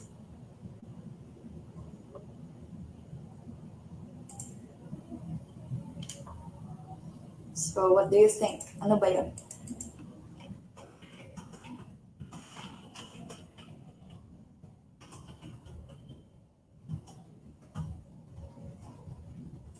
correct answer is the vacation has certainly Kojik him. Really? Talaga lang ah. So actually, there is a difference. So here, for example, let's give it, yung letter I, double M na imminent, it's yung papalapit na.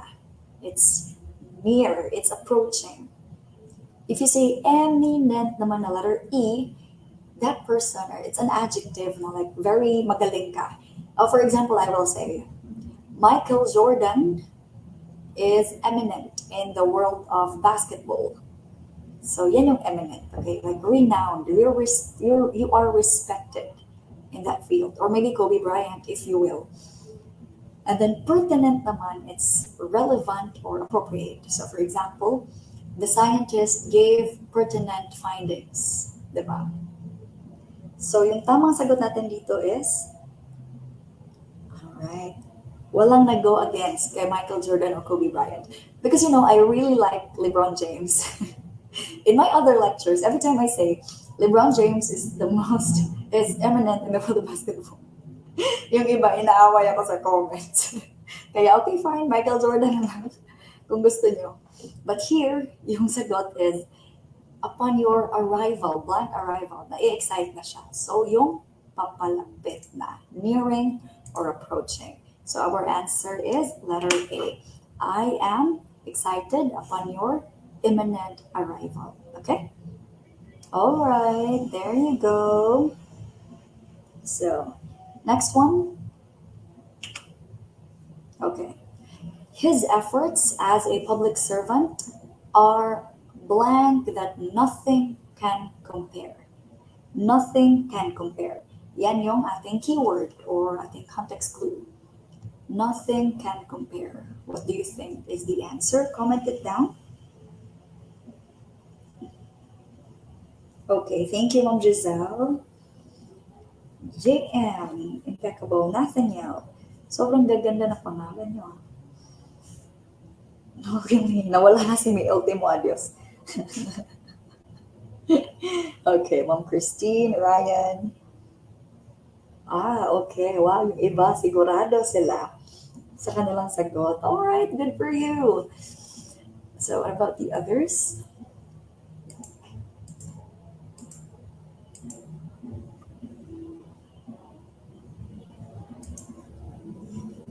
Okay, let me see. So let's give meaning first. So here, if you say impeccable, okay, it's almost perfect. It's almost perfect. So let's see now what good sentences can we find. So I will say parang okay. The politician is well loved because he is impeccable. So siguro this politician does everything. Talagang never nagkamali, never binash, which is very impossible kasi lahat naman ng politician, they all go through negativities or anyone in front of the public's eye, di ba? And it's normal kasi yung tao, iba-iba naman talaga tayo ng pananaw. So that's why. So if you say flamboyant, I think I've already included this one earlier, yung very confident, lively, di ba? A flamboyant display of music. So ibig sabihin, sobrang ganda, sobrang confident, sobrang talented. If you say unparalleled, nothing, talagang, wala pa so far ang nakakaabot ng ganyan. Okay? It's having no equal. It's exceptional. Okay? So yung impeccable, it's almost perfect, di ba? Flawless. But yung unparalleled, dito natin makukuha ang keyword that nothing compares. Nothing compares. Meaning it's unparalleled. So at some moments of our lives, there will be moments in our lives that it will be unparalleled, di ba? There will be moments, we will live unparalleled, ayoko na.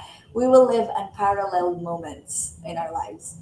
Yung like, even after 70 years, after 20 years, that was still one of the best moments you've ever lived. So, ibig sabihin, it was unparalleled. We have birthday celebrations that are unparalleled. Kasi yung ibang birthday natin is normal lang, kumain ka, you had drinking, you had fun. But there will be those that will, yeah, really excel from the others, okay? So his efforts as a public servant are unparalleled that nothing can compare. So yung impeccable or flamboyant, actually, they can be, okay? But here, walang nakakakumpara. Walang nakakaparallel sa kanya. So it's unparalleled, okay? Next one.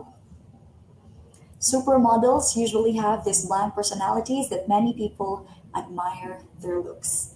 Is it magnetic, profane, or here we are, loquacious? Comment your answers.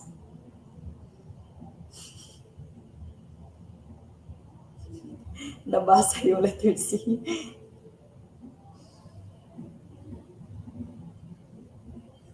Okay.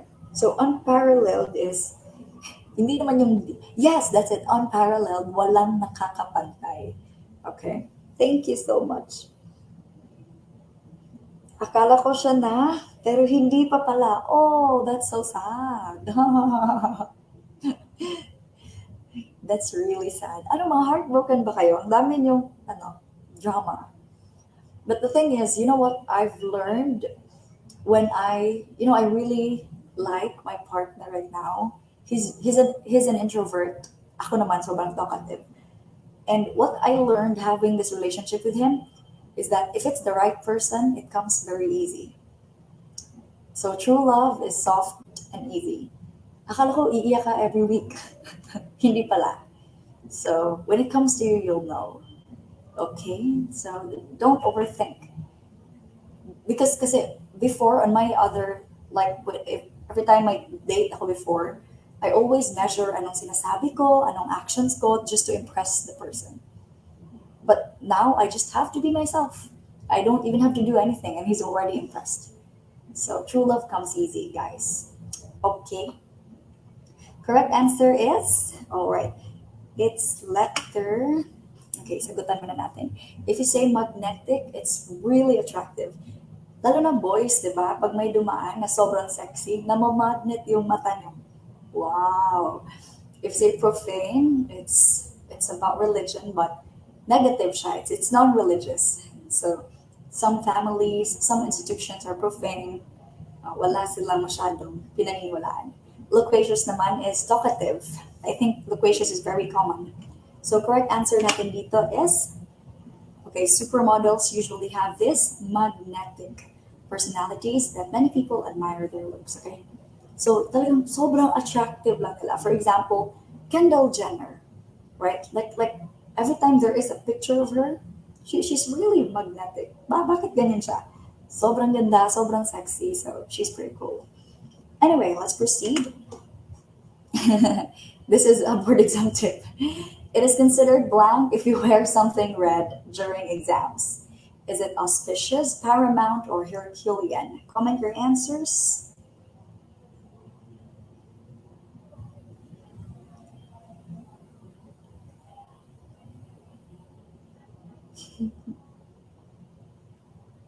Okay. Ma'am, patingin ulit ng meaning. So this is it. Okay. But anyway, comment your answers. It is considered blank if you wear something red during exams. Some are answering Herculean. I think Herculean is from the god Hercules, right? God of war ba siya? I forgot sino si Hercules. I only really like Hades in the Greek mythology.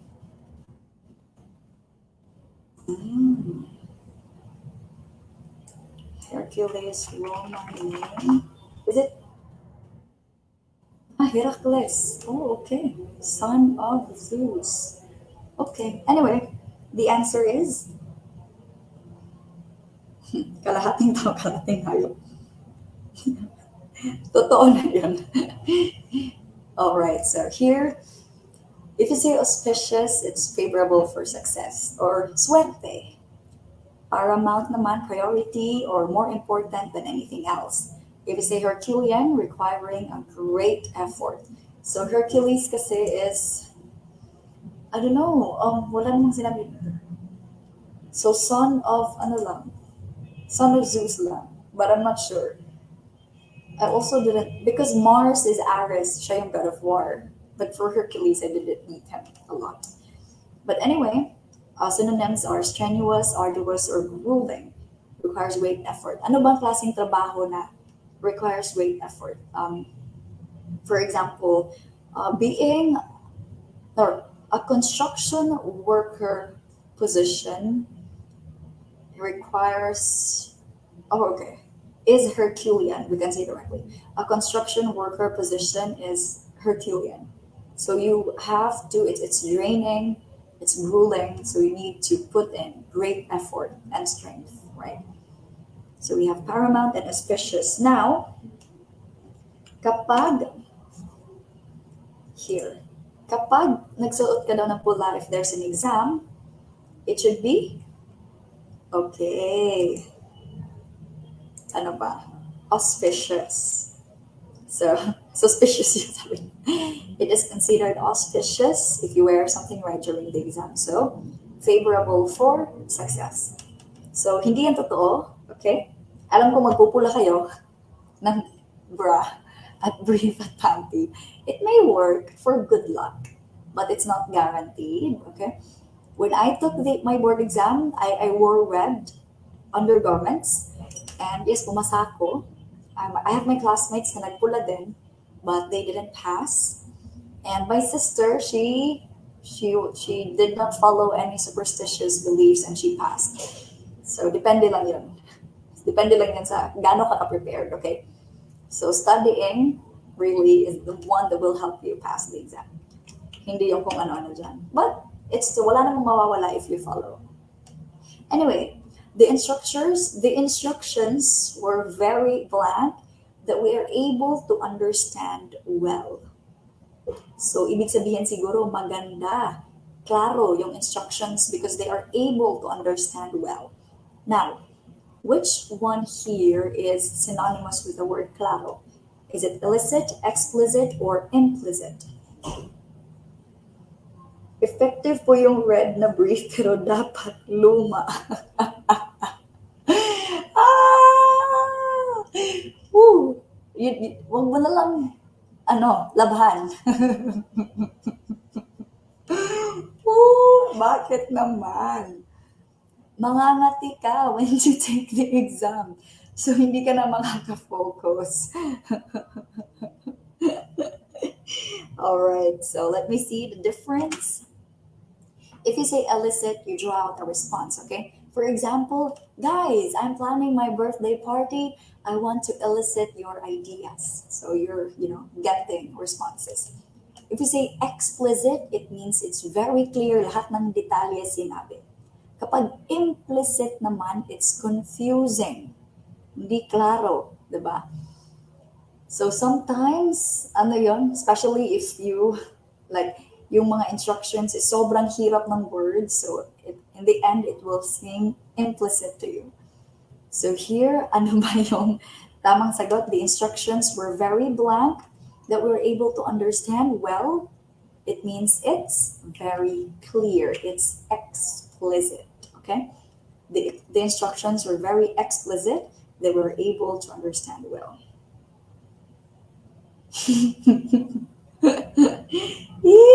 So, ma'am, effective po ba kahit walang brief? Nako, depende yan. Baka kailangan mo na ipacheck ang iyong utak. At bakit naman? Sabi ng kapitbahay namin, mas magandang gamitin yung nasa baul. Really? May undergarments kayo, ilalagay niyo sa baul. Talaga lang. You guys are funny. Anyway, this time, we will proceed to, dito, pwede nyo nang hanapan ng context clues, okay? So, yung question na, nandun na yung, nasa question na yung word, and the options are the meanings. So here, he was able to free himself from his captors unscathed. He was able to free himself from his captors unscathed. So, nakalaya siya, and he was unscathed. What do we mean by unscathed? Is it without any obstacle, without difficulty, without noise, or without suffering? Ala, sagot na pala ito. Why?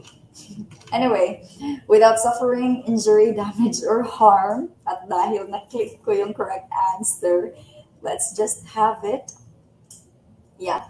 Unscathed, guys. So yung keyword na gagamitin natin is, he was able to free himself from his captors. So nakalaya siya. So, pwede bang without any obstacle? Yes, it's possible. Without any difficulty? It's possible. Without any noise? Not very much, diba? Or without suffering any injury, damage, or harm. So, it's the one that makes a lot of sense. Kasi, you have captors eh. Kapag tumakas ka, it's possible na they will hurt you. But dito, it's of course, you will have difficulty, you will have an obstacle, but at least wala siyang injury. So, unscathed. Okay? Wala kaming makita, ma'am. Okay naman sa aking end. Okay. Now, next one. Okay. So, because the workers were pliable, they were able to adjust easily. So, we met the word pliable before. What do you think is the meaning? Comment your answers. Okay naman si Sir Christian. Oy. So, by the way, nag-dinner na kayo, guys. Ako, I ate dinner at around 5. At 5:30, I was already on standby for the live. Buti pa siya nakalaya na. Bakit kayo ganyan? Flexible. Pag magkamali, ewan ko na lang. So yes, you're right. So the workers were pliable, they were flexible, kaya nilang mag-adjust, okay? So flexible ba kayo? If you say flexible kahit saan, kahit anong oras, it's okay. Kaya nga, if you're applying for a job, in the job interview, palaging tanong yung, are you flexible in any working conditions? And we always say, yes, yes. Kahit anong oras, kahit anong day off, yes, kahit saan. And then when you start working, nagre-reklamo na. So hindi pala flexible. Bola lang pala yun. It's a prank. So here, the beautiful facade of the building elicited admiration from the guests. So what do we mean by the word facade? Is it lobby, decoration, paintings, or front? Comment your answers. Tapos na silang kumain. Weak po kami, ma'am. Depends. Ako, when I had my job interview before, I was still traveling, like from the province, as in sobrang layo, and I was really tired and hungry. Tapos may job interview ako. So when the interviewer asked, how are you? I just had my poker face and I said, honestly, I'm really tired. And after nun, binigyan niya ako ng requirements. Wala nang tanong. And that's it. Kasi wala naman. If you want an honest response, I no longer have the energy to say, I'm good, I'm so excited to be here and, talk to you, blah, blah, blah.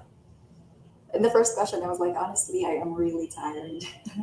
And the HR manager was like, okay, these are your requirements. And you will start on right. But I'm not saying that you should follow up. In interviews, you should be presentable all the time. Kasi you are, ini-endorse mo yung sarili mo. Really, that was a mistake. Kung hindi lang ako napagod, I would have given better answers. But anyway. So correct answer is very good. If it's facade, it means front. Okay? So kaya na, nakatingala sila. So for example, Jenny's facade is always very strict. So ibig sabihin yung parang yung aura niya, yung front niya, it's, right, strict. So facade. Next one. He alienated most of his friends with his unfriendly character. Is it outlawed, estranged, made an alien, or made an enemy? Comment your answers. Sana all. Hindi ka na, okay. So that's correct, right? I feel like, I don't know, because Pinoy kasi tayo eh. Us Filipinos, we really don't like to be offensive directly. Like in other countries, they're so straightforward. I'm sorry. but the position does not fit or is not fit for you. So yung sa atin dito, okay po, tatawagan lang namin kayo, maghintay lang kayo sa tawag. Right? Actually, magaling ka naman, ganun, ganon, pero marami pang ibang applicants, blah, blah, blah, blah. Right? Yung ang dami pang liko-liko, but it's fine because it's who we are. So correct answer, if you say, right, alienated, it's estranged. That's correct. Oh, sobrang galing nyo dito Next one. He was lambasted for his stand on same-sex marriage. Is it criticized harshly, praised highly, reprimanded sternly, or blamed quickly? Comment your answers.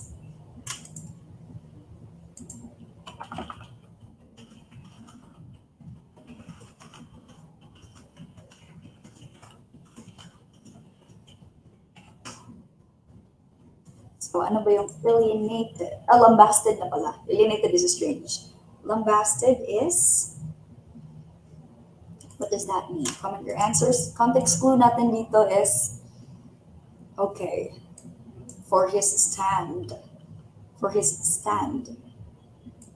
So, it's either na-praise siya or kinontra siya. So, correct answer is, okay, let's here see. So, if you say lambasted, it means criticized harshly. So, nabash, right? So, praised highly or blamed quickly, we can eliminate that. We are left with, yung reprimand kasi, it's like you disobeyed something. But here, meron lang siyang comment or own opinion. Kaya, hindi siguro acceptable for most people. So, I think lalo na during the elections when Senator Manny Pacquiao run for the office, I think he had like a comment about, I think he does not agree with same-sex marriage or something. Basta it was about gender and like all the people belong to the group, they were really, infuriated. Kaya yun. Anyway, correct answer natin again is letter A. Next one. Nawala ang aking slide. Okay. So, Jenny's friends said calumnies against her. So, keyword natin dito is against. Against. So, we can remove letters A and B, di ba? Kasi bakit ka naman praise at admiration kung against in the first place and sentence mo? So, comment your answers. Alright. Oh my gosh, ang tatalino nyo. Wala na nag-joke. Knock, knock. Okay. Alright. So, it's not that hard anymore. False accusation against her is correct. So, calumnies, false accusation. Right? Sometimes people are like that, spreading rumors about you that are not true. Nah, that's so hard to deal. Nakaka-stress. Next one. The terrain was so unfamiliar that the retreating troops were vanquished easily by the enemies. So the place, hindi sila masyadong sanay to be there. That the retreating troops were vanquished easily by the enemies. Nag-retreat ka na. Ikaw naman mag-joke, ma'am. Wow, really, Sir Wainwright? Inuutosan mo ko. Inuutosan mo ako. Talaga lang. Anyway, comment your answers. Okay, so some people are actually a lot are, and using the correct answer. So if you say vanquished, means you defeat thoroughly. So ibig sabihin, hindi lang defeat na natalo lang, talagang sobrang nagkatalo. It was so easy for the enemies to defeat them. Kasi in the first place, hindi sila familiar sa terrain. Right. Next one. All the family members gave their unanimous approval for their marriage. Sana all. So is it incomplete agreement, secret, divided, or split? Comment your answers. What do we mean by unanimous? Unanimous decisions. Yes po, Ma'am Giselle. Some parts of this is na-discuss ko rin sa fire officer. I just added yung like some of the really difficult, especially in the first part, yung talagang mahihirap. That was given to me by Sir Jerome kasi daw, usually lumalabas yun sa civil service. But I just added this one kasi sayang naman. And it's also good for practice. So, okay, unanimous decision, incomplete agreement. I was a bit doubtful in writing this option kasi yung in plus complete, it's, kapag basahin mo siya just in one word, diba? It's incomplete, diba? But dito, incomplete, meaning in unison. So, parehas sila. Incomplete agreement. Next one. Everyone in his department hates their irascible superior who is fond of shouting at a small mistake. Irascible.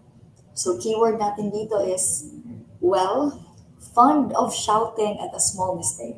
Anong klaseng tao yan? Is it irritable? Pwede. Disrespectful? Pwede.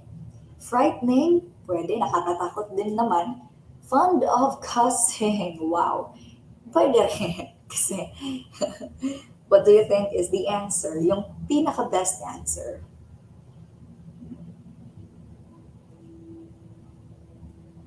Oh, really? Wala pa din. Okay. So, magtitake kayo March 26. Ilang buwan nyo bang hihintayin yung result? Is it a month or 2 months? Yan yung pinaka-nakakatakot na part. Right. Kapag mag-release na sila ng pangalan for the result. Okay, correct answer is as a May margin. Okay, 1 month. Wow, God bless you. Okay. 40 days to heaven. Alright, anyway, correct answer is irritable. So, sometimes people are like that, yung sobrang konti lang ng pasensya. Actually, my family, they are. Yung pasensya nila is just ganito lang. You know, talagang konting, lang, nagagalit agad, you know. So, as to me, konti yung pasensya ko when it's about punctuality. So, kapag pinahihintay ako, I can hindi ako nakakahinga ng mabuti. So, yeah. But other than that, okay naman. So, irritable. Okay, mabilis mairita. Even in just small things. Next one. A docile student is willing to be taught. Keyword natin dyan is willing, or context clue natin is willing. Anong ibig sabihin ng docile? Is it easy, rebellious, kind, or submissive? 3 months. Oh my gosh, I'm not thinking. So March 26 to April and then May. But pag May 25 yung result, it's just around 2 months, diba? But that's still a long way. Kasi before daw, yung mga exams dati, sabi ng director namin before sa school, they had to wait 6 months bago lumabas yung result. CPA siya. And yun talaga yung, in the first, okay naman, but kapag papalapit at palapit na, it's nakakatakot. So, anyway. Right. Docile, willing, it's submissive. Okay. Okay naman yung easy, but it can be really confusing, diba? It comes along with credulous, gullible, or madaling mauto. But here, if you are submissive or if you're willing, so kahit anong pinapagawa sa inyo, okay, go lang. Kahit anong hinihingi sa iyo, go lang. So, some people, even in relationships, are like that. So, gusto nilang maging submissive sa relationship. Okay? So, kind, not really. Rebellious, mas lalong hindi. You can remove rebellious right away. Correct answer is letter D, submissive. Our context clue is willing. Okay. Next one. Her penchant for kids earned her a role of being a daycare teacher. Comment your answers. I think penchant is lumalabas everywhere. So, tama po. Manginginig ka. Saan po manginig? Sir, may ultimo adios. Sorry siya after. Such a cutie. So comment your answers. Finally, tomorrow is the last day. It will be a really long day. But anyway, we'll keep going. Oh, thank you so much. Yes, for inviting me to dinner. Baka marami kayong pagkain dyan sa bahay nyo. Invite nyo naman kami. 92 lang naman tayo dito. Wow. So anyway, correct answer is, actually dito, okay naman yung A, B, and D. Diba? But if you say her love for kids, love is very deep right away. But it's also fine. Kapag interest naman, it's opposite to love. Interest is just interest lang. Pwede siyang mawala, diba? So imagine guys, it earned her a role. You know, nabigyan siya ng trabaho because of her penchant for kids. So it means something na hindi naman masyadong deep yung kagustuhan niya, but also hindi naman nawawala agad. So she is very fond, or her fondness for kids. Okay? So parang everyday talagang natutuwa lang siya with the kids. Okay? She's fun. So like you, we all have a penchant for something, diba? So it could be, I don't know, to me it's, I'm fond of reading. Yung fund na F-U-N-D, iba rin yun, di ba? It's about money. So some people often mistake or interchange them. So you're fond of what? Horror movies, or you're fond of sports. Okay, so fondness or penchant. Next one. I think I don't have to. Ayoko na talagang sabihin yung item na to. So if the topic is about books, Jenny is very loquacious. Comment your answers. Daghang tamban. Oh, marami silang toyo. I love it. Palagi ko pinakain breakfast. It's fried egg and toyo. Perfect. And of course, coffee. Diba? Correct answer is, okay, loquacious, it's talkative. So if mag-context clues ka, it could be excited as well. If the topic is about books, like Jenny could be very excited or she can be very talkative. However, yeah. Oh, so Bean, remember niya kanina. So, yeah, loquacious, it's talkative. Okay? Some people are just like that. Amen. So here, after receiving a lump sum for his pension, he splurged a large amount on clothes and fancy accessories. What do we mean by the word splurged? Is it spent extravagantly, invested on, deposited immediately, or gave generously? Well, thank you, Ma'am Giselle. What about the others? As stated a while ago in its definition. Yes, Sir Rowan. Annie Joy Martinez. Wow, apelido niyo Martinez, Gutierrez. Seryoso? Ay, iba. I think yung pinaka-attractive na apelido yung merong letter Z. Diba? Like my cousins, Lavares. Sobrang ganda. Perez. Godinez. Let me see nga the others. Oh, Villacorte. Pang-artista. Yung sa akin, dapat talaga of all the family names. Kaya nga, they say, Jenny, dapat tumakbo ka ng position kasi sobrang ganda ng advertisement mo. Right? It's Jenny dapat. Wow! Nice. Correct answer is, dito, if you can see, clothes and fancy accessories, diba? So, he spent extravagantly or yung gumastos ng sobrang mahal. It's, okay, letter A. Right. Next one. Evan seemed to be aloof as a child. Is it apart, atop, alone, or friendly? Comment your answers. You're adding letter Z to your family names. Okay. Fun ni hapon. Ah, so smart. Okay. But here in Cebu, it was like, there was a study that was Perez yung ano pala, Pipito? Yung, yeah, I know, Pipito Manaloto is like a show. But in Cebu, it's a family name. And it's one of the most common family names. Okay, so aloof is alone. Some people are like that. Yeah, as I said, like lalo na yung introverted people. Like, you know, introverts kasi, hindi naman sa weird sila or mahiyain. It's just that if they have like an interaction, nauubos yung energy nila. Parang nade-drain sila. So if you talk to them, if they go to a lot of crowded places, nauubos yung energy nila. That's when you know that you are an introvert. Like pagkaalis ng mga bisita mo, ay, parang, you become weak. Extrovert people naman, after interacting with people, mas lalong tumataas yung energy nila. So, yep. And however, there are those, like people in the middle, these are the ambiverts. So I think that's where I belong. So, like if you see me personally, I'm a really shy person.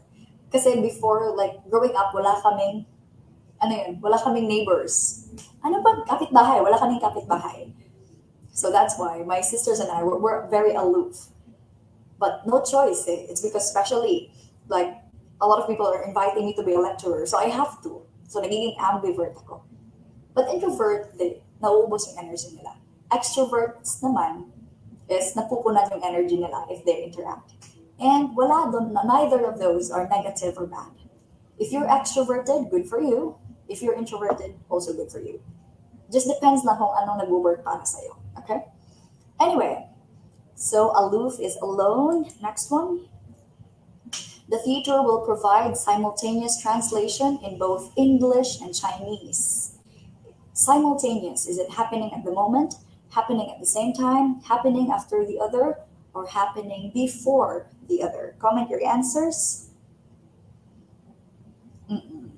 So usually yung mga introverted, yung mga computer programmers, right? I have a crush in college. Grabe, sobrang introverted. He's walking alone, parang may sariling mundo. Hindi mo pwedeng galawin. And some people naman, I know a lot of people that are extroverted. Like, extroverted people are not bad. Yung naiisip kasi natin, extrovert ka, siguro gusto mo mapunta ng clubs or something. Hindi naman, it's just who they are. Anyway, correct answer is, okay, simultaneous, happening at the same time. Okay? So, simultaneous activity, sabay-sabay. So, dito yung keyword natin, if we understand it, it's a translation, di ba? Chinese and English. So, subtitle siya sa sinihan. So, alam ka naman kung happening after the other. Bago yung English, yung Chinese muna. So, you cannot follow through. So, it's simultaneous or at the same time. Okay, very well, correct. Next one. The evaluation made me ameliorate my presentation. Ameliorate. Is it improve, delete, beautify, or simplify? Comment your answers. Let me look for good example sentences. So, yung keyword natin dito is the evaluation. So, in-evaluate ka or binigyan ka ng feedback. For example, sumali ka ng dancing competition. Tapos binigyan ka ng feedback na ito, nagkamali ka at that part, kulang kayo sa synchronization, yung costumes nyo, mas, pagandahin nyo pa, may maraming kulay, ganon. So, it will, okay, very well. It's improve. It's improve. So, the evaluation made me improve my presentation. So, yung isang bagay, hindi naman masyadong pangit, but you can make it better. That's ameliorate, okay? So, my professor, sana hindi ito mangyari, made me ameliorate my research paper. So, okay, pwedeng improve. So, I received a question from Sir Meltimonios. Ano daw ibig sabihin ng overt? Overt is obvious. Okay? Opposite ng overt is the covert. Covert. It means nakatago. So, for example, I teach, ano bang good example sentence?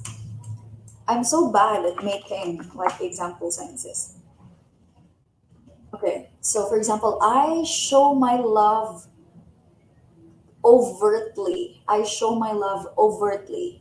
So kapag overt na way na pag-show mo sa love mo, it's that you give flowers, very, pinupost mo lahat sa social media, your dates and everything. And then you celebrate everything in front of many people, so everyone knows that you really like this person. If you say I show my love covertly, it's more intimate, diba? So it's just between you and the other person. So covertly covered. So it's not a secret, but it's like more of private. And neither of those are bad. It's just up to you kung gaano mo gusto i-express ang feelings mo, okay? And that's just an example. You can apply overt and covert in many different situations. Next one, she was shrewd enough to notice the red flags of the relationship. Is it clever, naive, experienced, or practical? Comment your answers. Mm-mm.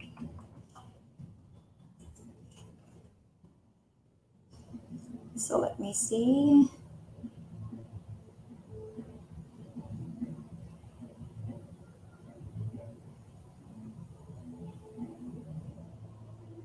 Mm. Is it okay? Clever. Some are answering B. What about the others? Yeah, you're welcome. No worries. If you have questions about anything, you can ask me. Mm. It's not that marami akong experience, but I'm also very observant. People be like, "Hey, ang dami mo namang nalalaman." No, I just listen to other people. That's why. I don't claim the knowledge my own. They're not mine. Okay, so actually I didn't write the correct answer for this one, but it's letter A, clever. Okay. So, yung very sharp yung thinking, yung very quick maka-notice. So, what are relationship red flags, ba guys? Like, yeah, I'm sure you were, I don't know. But what are relationship red flags ba? Now, we should be shrewd enough to notice. Diba? If you can see, she was shrewd enough to notice. Na-notice niya. So, ibig sabihin, she was clever enough to notice them. So it's letter A. What are relationship red flags? You can also comment your answers if you want to. All right. And the next one, nawala na aking slide. Where's that? Okay. Celebrities often flaunt their outfits in their IG stories. Is it disguise, hide, show off, or beautify? Comment your answers. So keyword natin dito is their Instagram stories. Siyempre, kapag story, sobrang daming nanonood na yan, right?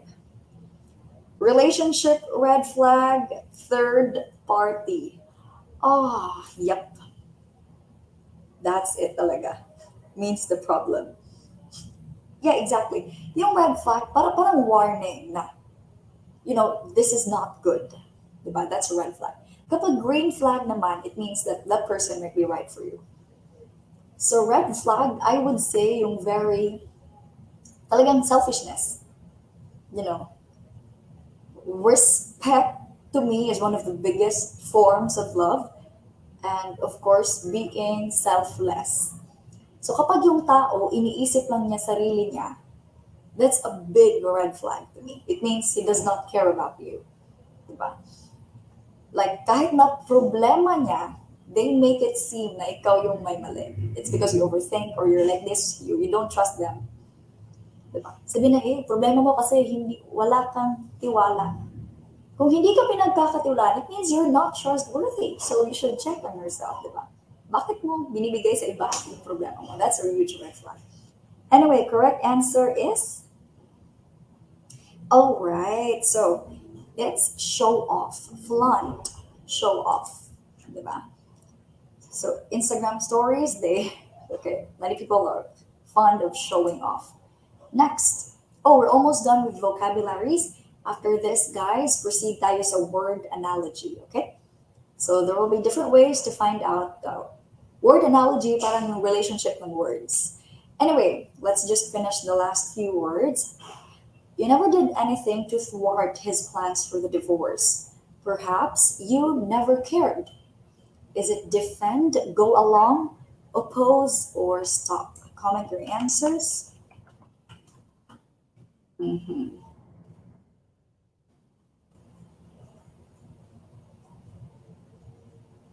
So let me see.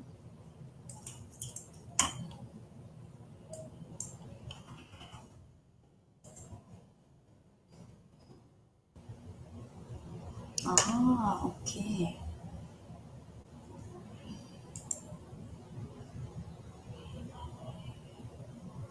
So, correct answer is all right. A lot of people naman. How about yellow flag po, ma'am? I'm not sure. Hindi ko pa na-meet yung yellow flag. Yeah, yung green flag at red flag hindi daw uso. Yung red flag na alam namin is yung sa Chicken Joy lamang.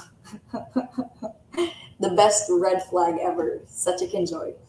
All right, correct answer is correct answer is actually oppose. Okay, you never did anything to oppose his plans, or siguro you are trying to stop someone from achieving something. So you are opposing or thwarting. Okay. Finally, we have the last word for the vocabularies. I did not understand anything in that vague explanation. Keyword natin is I did not understand anything. So which ones here? Is it complicated, confusing, clear, or funny? Comment your answers.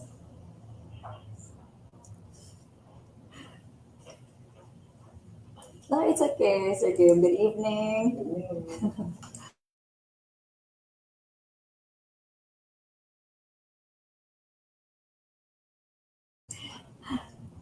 All right. So correct answer is okay. Is it complicated? Complicated is also acceptable. So if we eliminate, we are left with A and B, di ba? Kasi clear, it's obviously not the one. At kapag funny naman, it's also not the one. So what do you mean by the word vague? So actually, yung mananalo is complicated kasi it's like a puzzle, you know. So yung vague, okay naman, hindi naman masyadong sobrang hirap talaga na hindi mo maintindihan. It's just that hindi siya klaro. Parang, you know, if you parang hindi ka nakasuot ng glasses, parang blurry yung explanation. So it's confusing. Okay? I did not understand anything in that confusing explanation. So sometimes it's like that. Kasi nakadepende yon. People kasi will learn differently. So some people don't like my lectures, some people do, and I don't blame them kasi we all learn differently in different ways, diba? I had some teachers na hindi ko maintindihan yung explanation nila but gusto ng ibang classmates ko. And that's also okay. Okay? So anyway, vague, it means confusing, unclear, blurry. Okay? There you go. So that's it. Again, the best way to understand or to be able to answer vocabulary tests, context clues lang. Kung hindi mo maintindihan yung word, you try to understand the entire sentence. Anyway, of course, be willing to learn new words. So maybe it's too late. Some of you don't like to read, but you can learn words naman from watching movies, diba? So yeah, just be open to new things na pwede mong matutunan. Okay, very well. So let's proceed with analogy.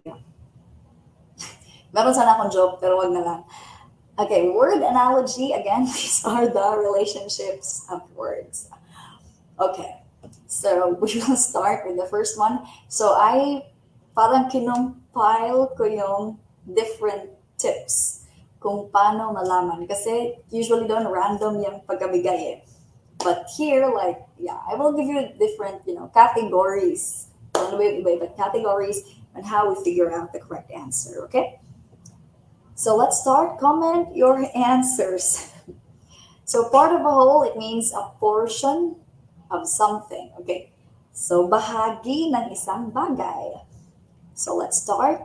Engine is to car and blank is to flashlight. Is it CPU, electricity, battery, or wires? Comment your answers.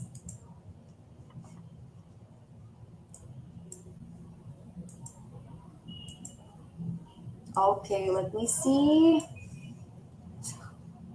Nakakatawa po yung joke ni ma'am. Wala na yung... Ayoko mag-joke kasi it's inappropriate. But anyway, So, ano ba yung mga sagot ni Oy?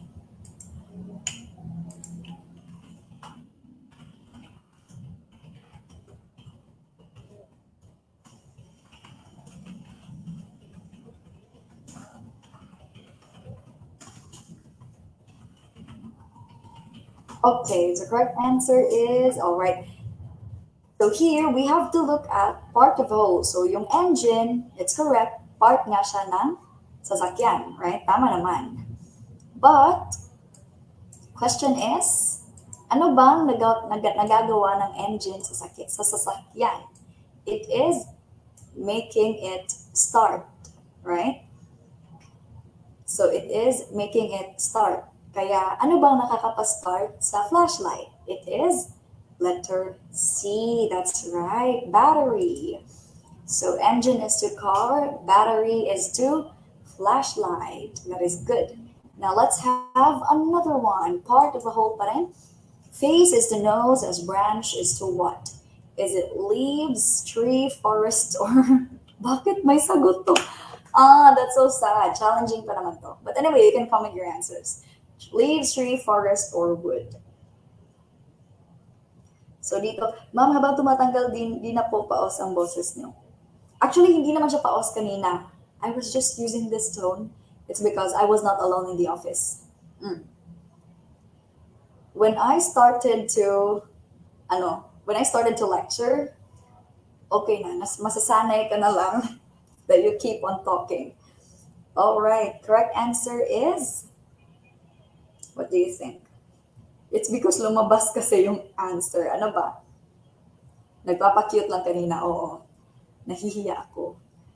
Because, yeah, he was an artist. Wala bang mumo dyan, ma'am? Ako lang yung mumo ko. Huwag natin pag-usapan yan.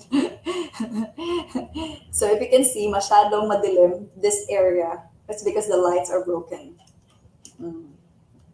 At hindi naman namin pinafix kasi gusto namin yung ganito lang, dim light. Anyway, correct answer is, after nito, uuwi pa ako. So tomorrow sa room ko na lang mag-lecture para safe. Okay, so yung face, it's the bigger part, di ba? And then yung nose, it's the smaller part.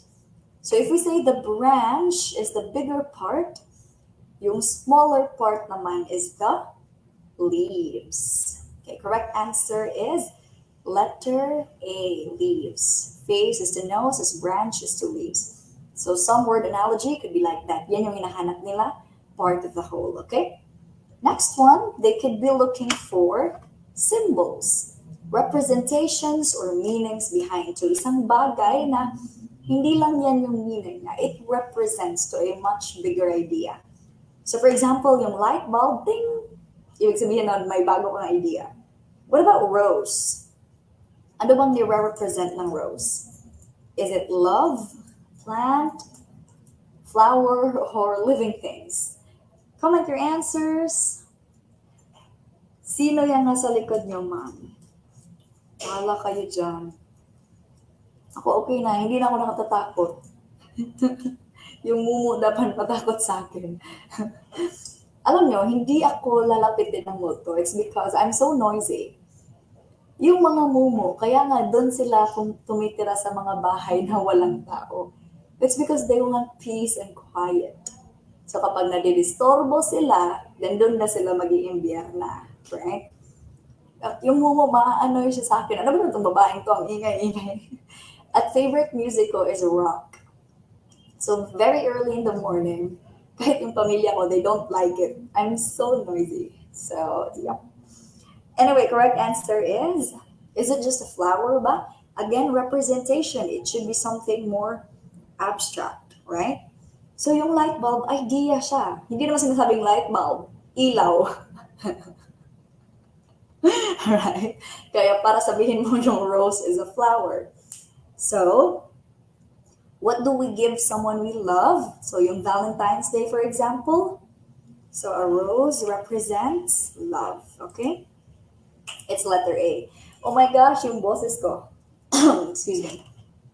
Next one. So again, light bulb is to idea, as rose is to love. Next, Item category, so mas bigger, or item, tas mas malaki yung category. For example, wolf is to pack as fish is to ano naman. Comment your answers. Let me drink water first.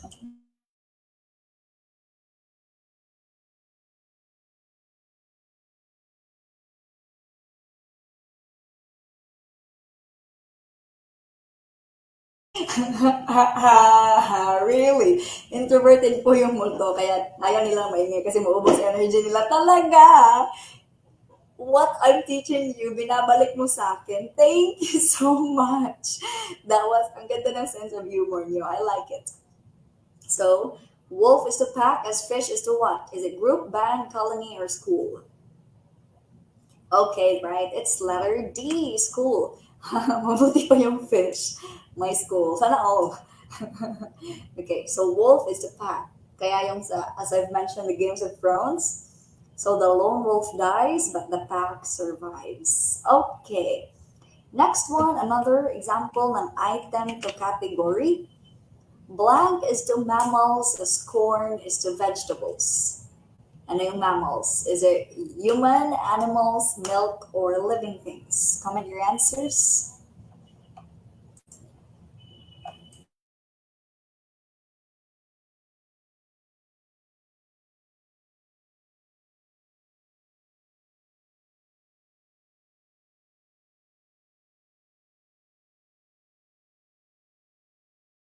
Okay. It's, oh, diba? So some are answering differently. Ano ba yung mammals? So okay, yung vegetable is an item, nabibilong siya sa category ng, I mean, yung corn is the item, nabibilong siya sa category ng vegetables. Now, yung category natin is yung mammals. Ano naman yung item na pwede natin gamitin? Okay, so if you say mammals, guys, opposite niyan is papals. Hala, ayaw ko na. Okay, if you say mammals, so these are the kinds of living things na yung mga offsprings, yung anak nila is pinapadede nila or, you know, like they feed them with their own milk. Okay, so we are left with, kaya nga yung option C is milk. We are left with A or B. However, yung animals, I don't think lahat ng hayop is nagpapadede sa kanilang anak. Like, I'm not sure, hindi naman ako naging hayop dati, but I'm sure yung mga birds, I'm not sure about the sea animals, pero siguro hindi sila nagpapadede with milk, right? Of course, you have the dogs, but you have the pigs. But yung chicken, I don't think so. Yung snakes, I don't think so. Iba kasi yung tawag doon sa nangingitlog, right? Compared dun sa nagpapadede. So the only plausible answer here is human. So human, yung item, nabibilong siya sa category ng mammals. Dahil tayo is, wag kayo maging green, ha? Yung mga babies, di ba? That's how they are fed. Corn naman yung category ng vegetables, okay? So correct answer is, last mo na yan, ma'am. Sorry na, ma'am Giselle. Okay. It's letter A. So human is to mammals, corn is to vegetables. Hindi pa papals. Baka ma-reincarnate ka sa next life, ma'am. Pag reincarnate ako, because my zodiac sign is a Leo, I think it will be nice to be a lion. Yung ikaw naman yung katakutan, no? Okay. Alam ko na po, ayaw ng multo sa inyo, ma'am.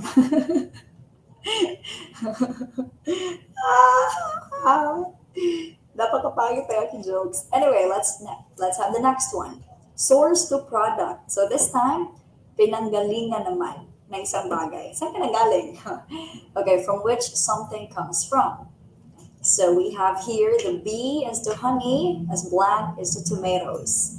Is it food, ketchup, garden, or plant? Comment your answers. Ano bang LT, Sir RJ? Okay. So, okay na. Final na ang inyong sagot. Okay, let me see. So, this one, it is quite, ano, this one is quite, very challenging. Like ako in the first, like unang tingin ko nito earlier, I had the wrong answer right away kasi hindi ko siya in-analyze. Sana may ang sagot niyo, guys. Okay lang po, ma'am. Open-minded tayo po. Thank you so much. But really, I just want to laugh kasi yung mga gawain ko is sobrang dami na nade-depress ako kung iisipin ko. Well, correct answer is, all right. So look at this one. B, nauna yung B. Yung pinanggalingan. Okay? Which means dito, hahanapin din natin yung pinanggalingan ng tomatoes. Okay? So B, yung source, yung produkto naman is honey. Okay? So yung iba na nag-answer ng ketchup, so yung tomatoes ba nanggaling sa ketchup? Okay. Okay, fine. Wala na nakakatawa. Yan din yung sagot ko kanina. And that was a bit funny. So the correct answer is garden. B is to honey as garden is to tomatoes. So bakit hindi plant? Kasi kapag plant, that should be item to category na. Diba? So for example, kapag sabihin mo, liquid food is to, or food is to honey, as plant is to tomatoes. Yan, okay. Kasi category na ng honey. So category ng tomato, it's a plant, or a vegetable, or fruit, kung ano man yan. But dito, it's yung source niya. Okay? So B is to honey, as garden is to tomatoes. Okay. Makaka-stress masyado mag-seryoso. Yeah, it depends. It's case-to-case basis. Kasi there are moments talaga na need natin maging seryoso. Right? So next one, this is a very quite common one. Cause and effect. One word is the result of the other. Cause and effect. So here we have fatigue is to yawning. So fatigue is yung, actually because if you're sleepy or tired, parang average lang yun, common lang yun sa lahat ng tao. But if you're fatigued, talagang sobrang pagod mo. Okay? So fatigue is to yawning as blank is to blank. Bakit dalawa na yung blanks na? So tired is to happy, busy is to working, hungry is to famished, or itchy is to scratching. Comment your answers. Parehas gabi. Napagod kayo. I'm always so tired. Yeah. Lalo ng umaga. Ang hirap. Okay. A ka ngayon, ma'am. Yung A. Tired and happy. Oh, that's so smart. Ma'am Marshall, I love that. Yeah. That's who I am all the time. And also busy. But it's good to be busy, guys. You know, you don't have time to be sad. Diba? Kasi kahit na malungkot ka, if you're too busy, itulog mo na lang. Yan yung defense mechanism ko before when I'm sad. Okay, so here, let me give you some techniques. So, tired and happy, tired is to happy. It doesn't, ano bang connection ng tired is to happy? Wala, diba?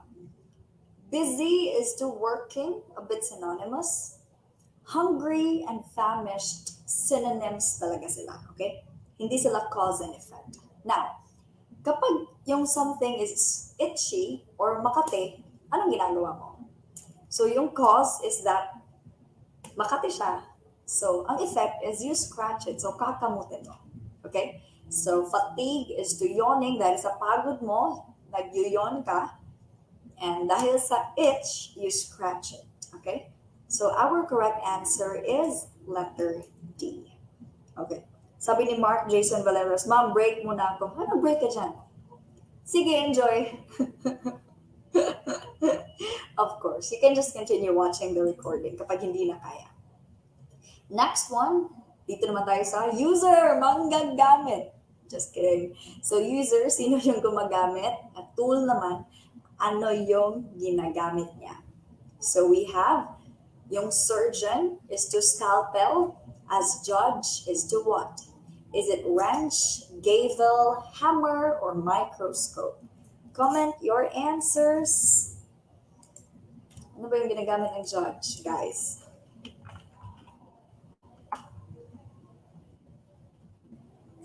It is Thor is to hammer. Hoy, sino Marvels fan dyan? I love it. I love Marvels. Charot. Favorite character ko is only Loki. So nanonood lang ako ng Avengers because of Loki. Other than that, it's okay. But it's really fun. Oh, maganda yung story. Pinaka-recent kong napanood is yung Ant-Man, Quantumania. It was not bad. Wakanda Forever. It was really good. I love the, ano yun? Namor. Okay, like the Talokans. You love Thor, Love and Thunder. It was so-so. It was funny. Okay, so the right answer is, guys, yung hammer, possible na gumagamit niyan if meron man sa option. It's the carpenter. Okay? It's the carpenter. Matingin nga yung wrench. So wrench naman is, I'm not sure sino gumagamit yan. But microscope, it's the scientist, maybe. Is it the scientist, di ba? Yeah, kasi sila naman yung nagsastudy about things. Yung ginagamit ng judge, yung maliliit na hammer, it's called gavel. Okay? So surgeon is to scalpel, as judge is to gavel. Okay? Alam nga naman, hammer talaga yung dalhin ng judge doon sa korte. I cannot imagine. Tapos anong gagawin niya? Ipupukpok doon sa mga matigas yung ulo. Possible. But surgeon is to scalpel, as judge is to gavel. Okay? Wrench is for mechanic. O, diba? That's nice. Thank you so much. Mechanic movie yan ni Jason Statham. But thank you. So yes, yung hammer, kung meron man, it's the carpenter that will use it. Okay? So gavel, yung gumagamit niyan is yung judge. Alright. So that is for the user and its tool. Ano pa bang iba? So, for example, natanong ko, teachers, it's the lesson plan. Diba? Yung sa mga fire officers, ano nga yun, may sinagot sila. Fire hose, hindi naman. Yeah. So, yung doctor, it's yung stethoscope. Diba? It's the stethoscope. Yung parang, nakikinig sila sa yung heartbeat. I'm not sure what's that for. Ano pa bang ibang professions? But yeah, very common. Yun lang. Judges, talaga lang Okay. Fire extinguisher nga pala. So, fire officer, fire extinguisher. Teacher is to lesson plan. Doctor is to stethoscope. So, judge is to gavel. Okay? So, kayong mga judgmental, dala-dala kayo ng gavel. Para naman may sense. Ayoko na talaga mag-joke, guys. Okay, next. Now, let's proceed. So, let's continue with general to specific kind of relationship naman. So compare a widespread idea to something that is precise. So basically, almost same lang, item at category, right? So general is the city, specific city, it's Tokyo. Blank, so city is to Tokyo as blank is to Macau. Is it an animal, a beak, color, or a bird? Problema kung hindi natin alam kung ano yung Macau. Makukuha mo. Wala. Okay. So, correct answer is yung gavel dahil rhyme sa scalpel. Talaga. Is it Mako? Anong babasa dyan? Is it Mako or Macau? Pronunciation na. Tama na siguro yung Mako. Macau. Okay. Diba? Hindi ko kilala yan si Macau. Yung Macau is like a place in China or a city in China. So Macau is a bird. Okay? ko nga sa inyo. So, sabi dito, may comment na. Yeah, oh, sobrang ganda niya, guys. So, kapag isa-stop ko, I will share my screen. So, ito yung mako. Diba? Hindi ko, hala, na-cancel ko yung share screen, patay. Dapat i-accept ni Sir Kurt. Andyan ka ba? I was playing. Next time, StreamYard ko na lang talaga gagamitin ko. So, anyway, mako is, chatan ko muna si Sir. Sir. So, mako is actually a type of a bird. Okay, so I think correct answer is correct answer is the letter D. Dako ni mo, ma'am. Oh, sorry. So, again, city is the Tokyo. Ang bilis ko na I don't know, need pa pala ng, permission. Oh my gosh. So, city is the Tokyo as bird is to mako. Okay? At tinatawagan ko si Sir. At miss ko lang yun. Okay. Alright. So, let me try another. Ano ba yung ibang general to specific categories while we're waiting na i-approve ulit ang akin. Bakit ko ba stinap? Oh my gosh, I'm so stupid.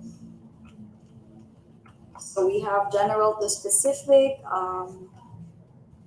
Okay. So, anong sagot? Let me see. So, okay. Pwede din namang flower tsaka rose. So, that will come with yung category and that will also come with the general to specific. Diba? So, general niya is flower, specific is the rose. Okay? Let's have what else. Papasok ko si Sir. I'm so sorry. Gusto ko sana ipakita yung mako. Next time, I will use my own account so that I won't have to wait for others to admit me. Okay. Let's have a beetle. Hello, sir. Thank you so much. I'm so sorry. I was supposed to share another screen, but na wrong. Thank you, Sir Kirk. So, let's continue. So, anyway, correct answer natin is the bird. Okay. Yan na. Lesson learned. That was so stupid of me. Okay, let's keep going. So, next one. Here, tool is to function naman. So, if there is a tool, ano yung purpose ng tool na yan? Okay, so blank is to cut as blank is to measure. Is it knife, pencil, scissors, or ruler? Knife, ruler, or scissors, pencil? Comment your answers. Nakita na po namin ang mako. Ay, sorry na. Beautiful. Cute ng mako. So, nung lumaki ang mukha ko, you were like, okay, nakita na namin yung mako, ma'am. Really, Okay, naagi, may bata daw sa aking likod. Yep. Anyway, what can we do? So, correct answer. Okay, everyone's having mixed answers. Some are answering B, some are answering C. What do you think? So here, ano ba dito yung nagka-cut? Ano bang tool dito na yung function niya is to cut? Is it a knife or a scissor?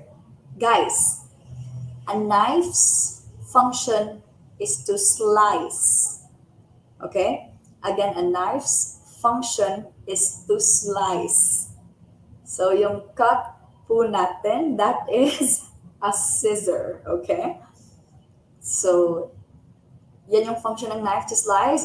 Tapos yung measure naman, it's of course the ruler, no? How can a pencil measure? Ano ba? So, our correct answer is letter B. So, scissors is to cut, as a ruler is to measure. Again, yung knife, it's to slice, okay? Slice pala. Yung kuto. Okay, bye. Next. Sana hindi nyo na-catch yun. Napaka-cringy ng aking joke. Descriptive. Something that describes. So caterpillar is to blank as eagle is to blank. Is it insect, bird, crawling, soaring, blue bird, butterfly, beautiful? Comment your answers. Mm-mm. So again, remember it's descriptive yung hinahanap natin. Okay? Hindi item to category or general to specific. Okay? We're looking at describing them. We're not looking at item category or general to specific. And remember guys, in the exam, hindi ganito, walang ganito, okay? These are just techniques ng mga relationships. So I think tomorrow, before continuing to day 3 topics, I will have a practice muna, a random word analogy, okay? So correct answer is, that's right, it's letter B. So caterpillar is to crawling, eagle naman is to soaring, okay? Describing them. Pwede naman sana yung blue, kaso lang yung eagle is naging bird din siya, so it's not. Ito naman, it's the opposite. Beautiful, okay na sana na beautiful yung eagle, pero yung caterpillar naging butterfly. So, it's also not. Next one, let's have synonyms. Ano ba yung synonyms? Same, nakali na talaga ako, no? I'm very disrespectful. Let me face you. So, synonyms, same word, meaning. So, words na konti lang yung kaibahan, but generally they mean the same. So, funny and hilarious, they have the same meaning, nakakatawa. What about frank? Is it oblique, urbane, forthright, or hackneyed? Hackneyed. Mama, paano namin malalaman yung synonyms? Ang hirap-hirap ng options. Yeah, it's okay. Another vocabulary. So, comment your answers.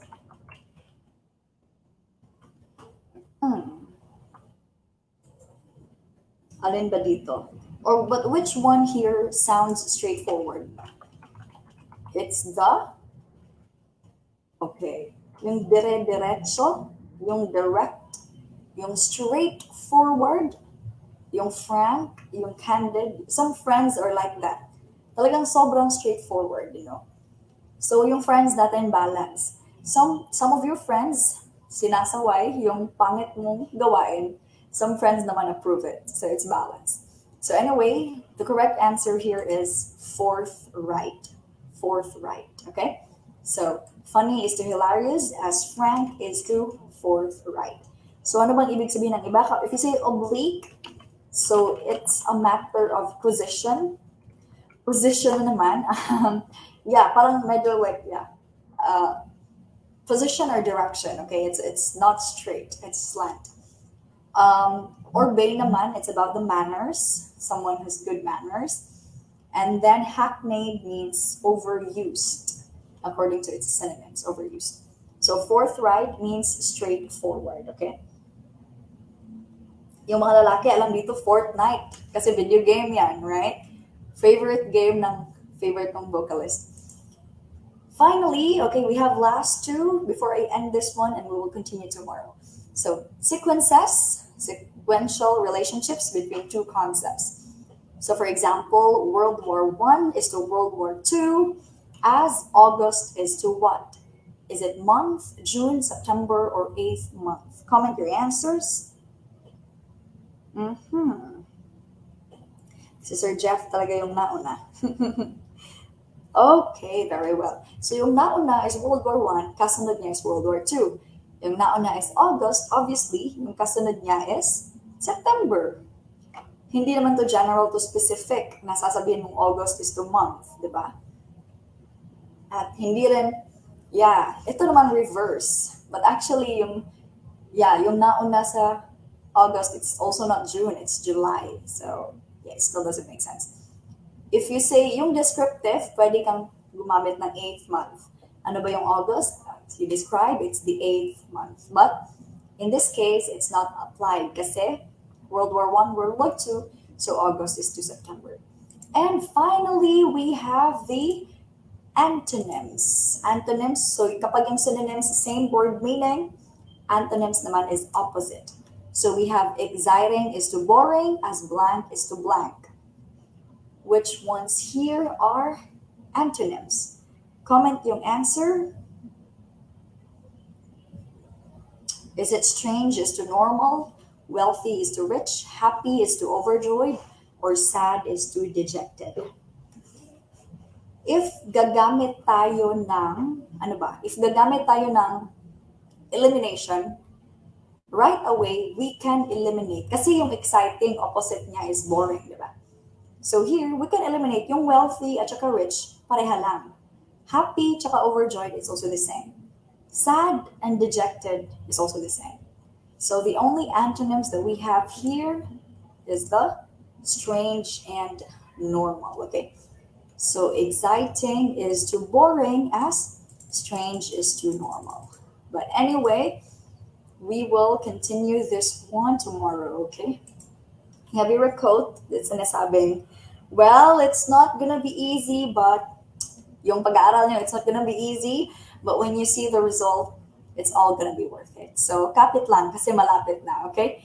And I will see you all tomorrow. We will continue a bit of a discussion about word analogy, and then I will proceed to the real topics, yung reading comprehension and sentence arrangements, okay? So, happy Friday, guys! So, I hope you have your dinner and enjoy your weekends in advance. So, see you all tomorrow. Bye! Ingat, hinihingal na ako. Bye-bye. I'm gonna leave the studio now, okay? Bye-bye. Yes, will do. I will. Thank you. Okay. Bye-bye. Good night.